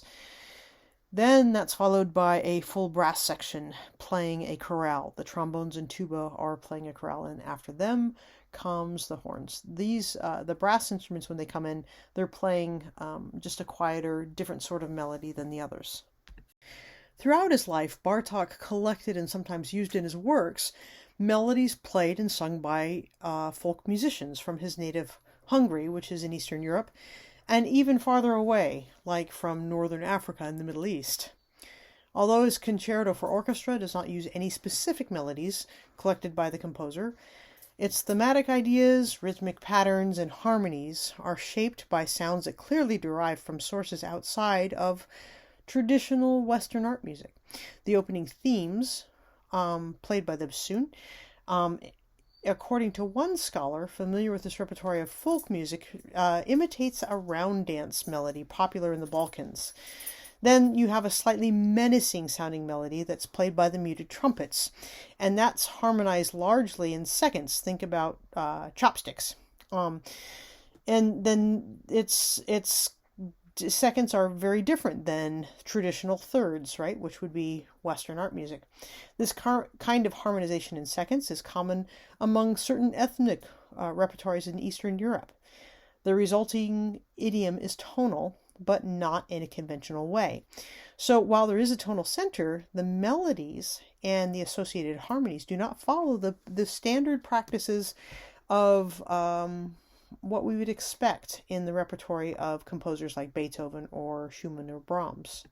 The second movement is in ternary form, and in many respects it resembles a minuet from the classical symphony. Think about Haydn or Mozart. But here we have a return of A prime after the contrasting middle section, and that return is not literal. So while the themes are very recognizable from the beginning, from the first A section, they're altered in just some very subtle ways, and they're presented with new combinations of instruments. So that resulting form it's basically symmetrical, but not quite. Bartók held a lifelong fascination with the idea of musical symmetry at many levels. He likened melodies that balanced on a central axis, moving towards and away from a central point. He also frequently constructed entire movements, including this one, around a central point, with the beginning and the ending that mirror each other. So think about the solo drum that's at the very beginning and that's at the very end of this movement. And then you have the woodwind sections in A and A prime around the central brass section, which is in B. Within this framework of symmetry, Bartók does vary the return of A by changing the instrumentation and the manipulation of the thematic ideas heard earlier in the movement. The resulting is that the movement is both symmetrical and asymmetrical at the same time. Although he's remembered today primarily as a composer, Bartók, who lived from 1881 to 1945, was active throughout his life as a scholar and a performer as well. He devoted much of his early career collecting and recording and transcribing music from various ethnic groups throughout Central and Eastern Europe. He also concertized widely as a pianist and performed not just his own works, but those of other composers. In 1940, he immigrated from Hungary to the United States, where he worked for a time at Columbia University in New York City, editing collections of Eastern European folk music. Aside from a devoted but relatively small group of enthusiasts, however, his music did not generate too much interest in the United States. But his Concerto for Orchestra, written in 1943, it was commissioned, as we said before, by Sergei Kusievsky. He was the conductor of the Boston Symphony Orchestra, and this piece soon attracted a very wide following. And what it did was it established Bartók as one of the most popular 20th century composers of one of the most popular 20th century works. He was already ill when he started composing this piece, and the composer died of leukemia less than a year after the premiere of this piece. Would you like to hear more by Bartók? Look up these pieces. They're fantastic. So ethnomusicology is a subfield of musicology, which is the scholarly study of music in general. It focuses on the social dimension of the art in ways that music is used in and between cultures. That's the ethnomusicology part. Although ethnomusicologists today study all kinds of music from all kinds of times and places, the origins of this discipline began in the late 19th century with the study of non-Western and vernacular folk repertoires, most of which had been transmitted only through oral tradition from one generation to the next, without the use of musical notation. Béla Bartók was among the first generation of scholars who did ethnomusicological field work, and he traveled not just across his native Hungary, but also through Eastern Europe, and went as far as the Middle East and Northern Africa to record the music of different communities. These were places whose music had never been documented. And like many other ethnomusicologists, Bartók used a combination of musical notation and mechanical devices, like including early phonographs, to capture and preserve a repertoire that might have otherwise been completely lost due to the oncoming advance of radio and television and other mass media, which kind of homogenized everything. So at that time, Bartók was doing his field work. There were many communities that were isolated and self-contained. And so when he visited an area of Transylvania, which is in a region now known as well, it's now part of Romania. In 1909, he visited this section of Transylvania, and he observed that for miles on end in these parts, there are entire villages with illiterate inhabitants and communities which are not linked by any railways or roads. When one comes into such a region, one has the feeling of a return to the Middle Ages. Such isolation meant that these communities of people were, and as Bartók said, pure and uncontaminated by the outside elements.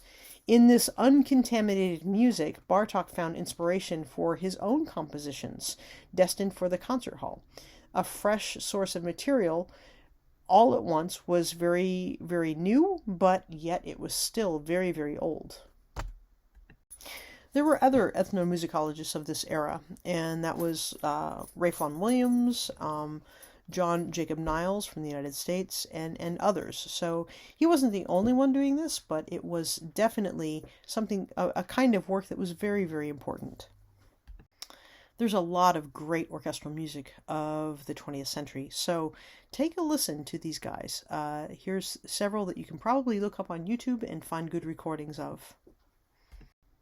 Our next section of slides includes the music of film. So whether we realize it or not, a good film soundtrack shapes the experience of what we see on screen, sometimes in ways that are obvious and sometimes in ways that are not obvious. There are going to be a number of links involved in these next slides, and what I encourage you to do is to click on these links and to watch these links about early film. Here's our first set of links, so take a second and just watch these things. This is about early film, so why do we have a film score, and how was it done? So why did they add music to movies? I'll give you a hint. Those projectors were loud. All right.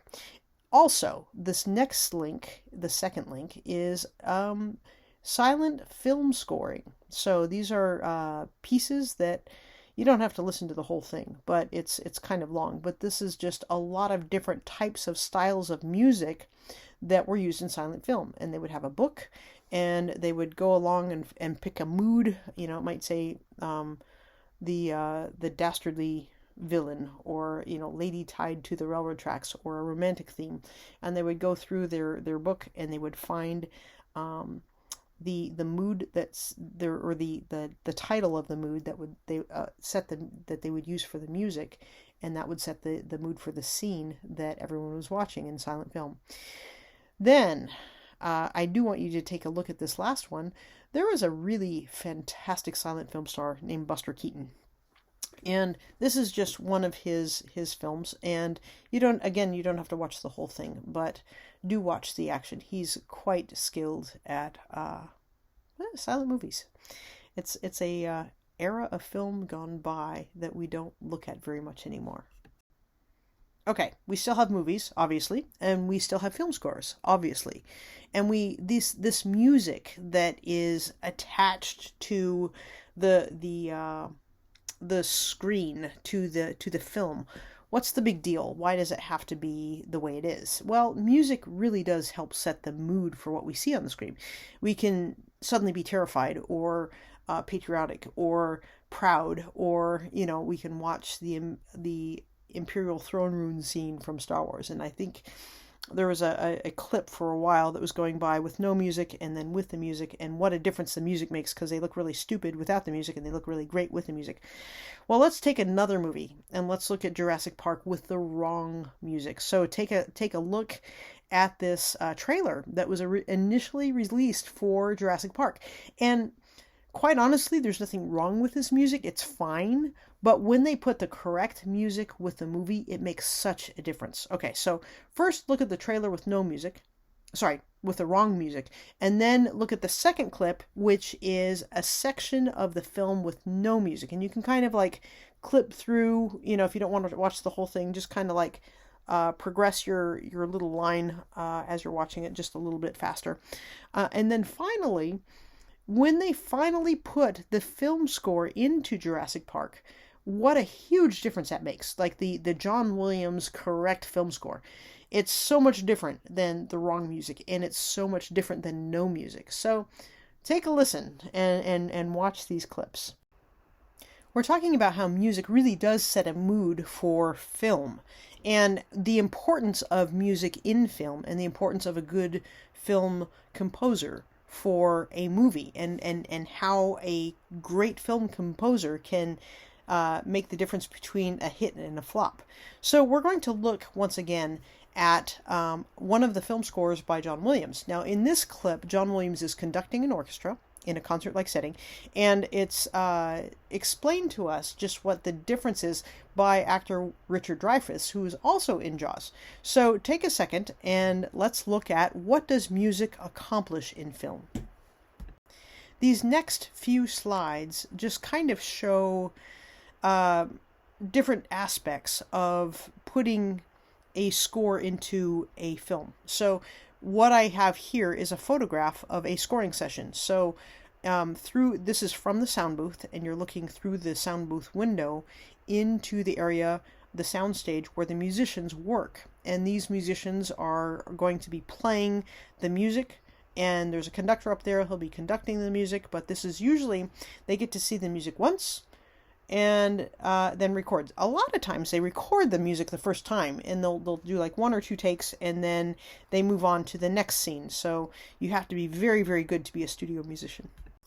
This is what the orchestra looks like from the other side of the window. So you can see those windows in the back of this room, and those windows are where the sound guys sit with their soundboard, and we'll show you what that looks like in just a second. In the recording booth, there's lots of really expensive equipment, usually computers and a soundboard, much like the one that you see here. The table behind the soundboard usually has the producers and important people at it. And then you can see through the window, the scoring stage, the sound stage where the musicians would sit. So this is kind of like the view from, where you can actually see the entire soundboard. And these days, there's also a lot of computers involved with this as well. Let's listen to one of the greatest film composers of all time talking about composing film music. This is John Williams in an interview that he did with the classical station on writing film music and some of the amazing scores that he has done, including Harry Potter and Raiders of the Lost Ark, all of the Indiana Jones things, Star Wars, you name it, he's done it. So take a listen. This is a really fantastic interview. Whether we realize it or not, a good film soundtrack shapes the experience of what we see on the screen, sometimes in ways that are obvious, and sometimes in ways that are quite subtle. An episode from the very first of the Star Wars movies, which has now been renamed Episode 4, A New Hope, it illustrates both approaches quite vividly. So we're going to watch this, we're going to listen to it and watch it, but also if you haven't read chapter 69 yet, guess what? You should stop your video and you should read chapter 69. May I also say this is the last composer that we are covering for this entire semester. So congratulations, you're making it to the very, very end. This is John Williams from Star Wars about the piece The Walls Converge. In this chapter, we will describe how music in film directs our thoughts in particular ways. Also, we will distinguish between the function of diegetic and non-diegetic music. By the end, we want to explain why John Williams doesn't use much melody in this piece, The Walls Converge. It's a scene from Star Wars. Then we want to listen for how he uses harmony to reflect the villains in this scene. Then we want to explain how Williams uses timbre and harmony to convey the mood in The Walls Converge. Of course, we must look at the career of John Williams, and we also want to discuss how film is synchronized with music in a scene. Because of copyright, there's 2 different ways that you can listen to this music, and both of them involve the clips that are in here. So I want you to listen to these things. So there's one clip where it's the music only, and then there's one clip where it's the scene and the music as well. So you'll see that later in this PowerPoint. But what are you listening for? Of course, you're listening for melody. Do you hear any distinctive melodies over the course of the scene? You might think, well, yeah, it's Star Wars. But it's background music. in this particular scene. So there, listen, do you hear any distinctive melodies in the course of the scene? Harmony, how do the harmonies evolve? Do they sound straightforward or are they strange? Then we have timbre. How does the timbre change over the course of this excerpt? And how many different moods or emotions does the timbre evoke? Music can make us see things differently, even when we don't even realize that it's there. When we're watching a movie, we have a tendency to focus on the images and the actions on the screen, and we pay special attention to the dialogue. Now and again, we might also notice the music or the soundtrack, especially in scenes where there's little action or dialogue. But more often than not, the music stays in the background, both on screen and in our consciousness. If we watch a particular scene with the volume turned off, here's what we see. We boarded an enemy spaceship. Princess Leia, Luke Skywalker, Han Solo, Chewbacca find themselves trapped in a large room filled with knee-deep garbage and liquid waste. And then the walls begin to move in on them. They realize suddenly that they are in the middle of a trash compactor. They radio frantically for help from their little droid friends, C-3PO and R2-D2, who are in another part of the spaceship. In true cliffhanger fashion, R2-D2 shuts down the remote mechanism for the trash compactor, but barely in time. So the action is so fast-paced that it's easy to miss the music behind it or even realize that there is any music. Neither the composer, John Williams, nor the director, George Lucas, would be upset at this response, because the purpose of the music is not to be seen in the scene. And sometimes in movies in general, it's to support the action and the dialogue on the screen, not to call attention to itself. There are exceptions. When Judy Garland sings Somewhere Over the Rainbow in The Wizard of Oz, our attention is squarely on the music, because this is how the movie's central character is expressing her feelings. In the film world, the term for this kind of music is diegetic, from the Greek word diegesis, which means narration. So this is because it comes from one of the characters on the scene. But in most film music, including the music of the scene in Star Wars, it is non-diegetic. It's added from outside of the events that we see. So only we hear the music. Princess Leia and the others do not hear the music. It's easy to remember the difference between these two terms because non-diegetic music, the characters do not hear the music. If non-diegetic music does call attention to itself too much or too often, it hasn't done its job properly. This does mean that we cannot enjoy non-diegetic film music on its own. The soundtrack of the original Star Wars movies, just the music with no images and dialogue, you have one of those clips, has been reissued no fewer than 6 times since its original release date in 1977. And in 2005, the American Film Institute named it the all-time #1 film soundtrack. This is a testament to the quality of John Williams' work. It supports what we see on screen, and it can also be enjoyed entirely on its own. Unlike many scenes in Star Wars, this one does not draw on the system of recurring themes that Williams used throughout the entire Star Wars series. Each major character or idea has a distinctive melodic icon. We all know the Darth Vader theme, with its ominous low brass and march-like rhythm in the minor mode. Bum, bum, bum, bum, be-dum, bum, be-dum. And we associate it with that character because every time we see the character on screen, or when he's mentioned, we hear the music. Similarly, the mysterious-sounding Force theme is heard whenever there's a reference in the film to the power of the Force. Princess Leia has her own theme, as does Luke Skywalker. So, Williams openly acknowledges his debt to Richard Wagner's system of leitmotifs in this regard, and he was by no means the very first to use this device in scoring film. This particular scene that we're about to watch has very little way in the way of melody for a very simple reason. The action doesn't call for it. Instead, Williams uses devices long associated with anticipation and anxiety, such as high string tremolos, low drum rolls, and a slow drum beat to reference the mood. What is particularly remarkable here is the way in which musical and mechanical sounds are often indistinguishable from each other. All right, so on your screen you've got 2 links. One is the musical score, and one is the musical score with the movie. So the musical score is actually a longer segment than what they actually cut into the movie, but that's the entire musical score. So you can listen to parts of that if you want. And then definitely take a second and watch the score with the movie. The harmonies in the scene, like the melodies, are sparse, and they're mostly dissonant, which fits the general sense of danger and anxiety. Only when the stormtroopers arrive do we hear anything that sounds like the conventional minor mode. The use of the minor mode reminds us that, not that we need reminding, but that these are the bad guys. For the rest of the scene, however, the predominant mood is one of danger and anxiety. We don't know how things are going to turn out, and so the harmony is often open-ended. Will Han Solo be squashed flat like a pancake? We just don't know. Well, you may have seen this movie before. But, so, at the moment that the trash compactor finally stops, the dissonant chords that we have been hearing do not resolve like the machinery itself. They just stop. Timbre is the most obvious element that Williams uses to convey the shifting of moods within the scene. Notice how it shifts markedly from low and dark at the beginning in the trash compactor to bright and mysterious when we cut for the first time to the control room where we see the two droids. Williams uses low brass and timpani for the arrival of the stormtroopers, and at the same timbre for the machinery that controls the trash compactor, which is, after all, it's the work of the stormtrooper masters.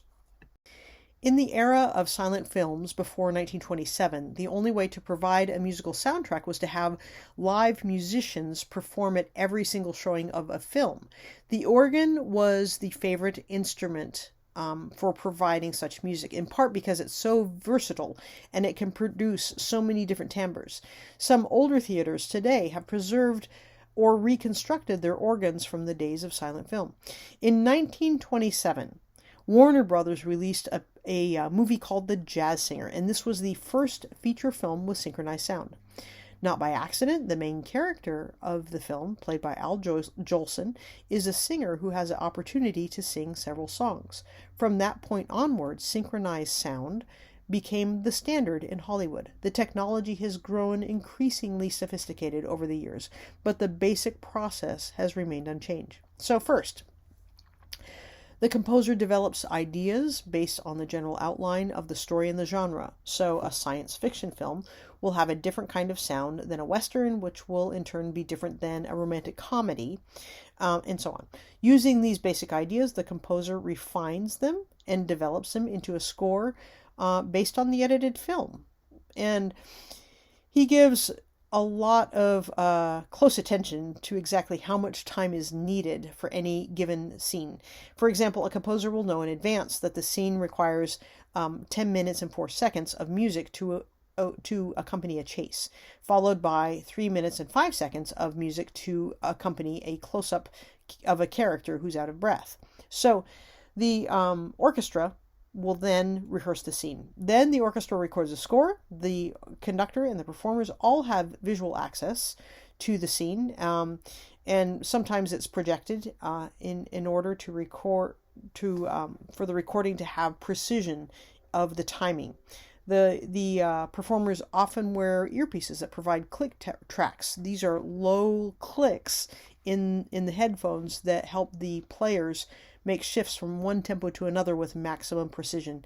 Audio engineers will play a vital role in determining the placement of microphones and the balance of the instruments and the overall shape of the final sound. The music editor superimposes the recorded soundtrack onto film, and then the editor will make the final adjustments based on the final cut of the film. John Williams was born on Long Island in 1932. Williams moved to Los Angeles with his family at the age of 16. His father was a jazz percussionist and also a studio musician. After serving in the U.S. Air Force, Williams studied composition before returning to Los Angeles, where he began writing music for television and films. In 1974, he began what would prove to be a long and mutually rewarding business relationship with director Steven Spielberg. The low-thudding shark theme, dum bum bum bum bum, was everywhere in 1975, and everyone knew who had written it. John Williams was suddenly a household name. Williams has since composed the music for some of the most celebrated movies of the past 40 years. Star Wars and Indiana Jones films, The Close Encounters of the Third Kind, E.T., The Extracurricular, Superman, Home Alone, Jurassic Park, Schindler's List, Saving Private Ryan, the Harry Potter movies, and Lincoln. He has received more Academy Award nominations. He's received 48 of them than any other living person. He's second only to Walt Disney, who received 59 Academy Award nominations. Among many honors, Williams has won 5 Oscars, 9 Grammys, and 4 Golden Globes. In addition to his music for television and the screen, Williams has also written a number of concert pieces as well, including concertos for flute, violin, tuba, clarinet, cello, bassoon, and trumpet. Many critics have called his attention to musical debt in all of the works to the late 19th century symphonic tradition of Brahms, Tchaikovsky, Dvorak, and Mahler. If you would like to hear more John Williams, you can either look up the soundtracks to these, or you can watch these movies. So there's Jaws and E.T. and Schindler's List and Memoirs of a Geisha and Lincoln. These are all fantastic scores by John Williams. You probably suspected this, but John Williams is not the only film composer. There are many other very talented film composers, and here are several. So you can watch some of their movies and enjoy their film scores as well. This last section of slides is on your own. So this is just a Part 6 summary where you can compare the different eras and the things that we've learned so far.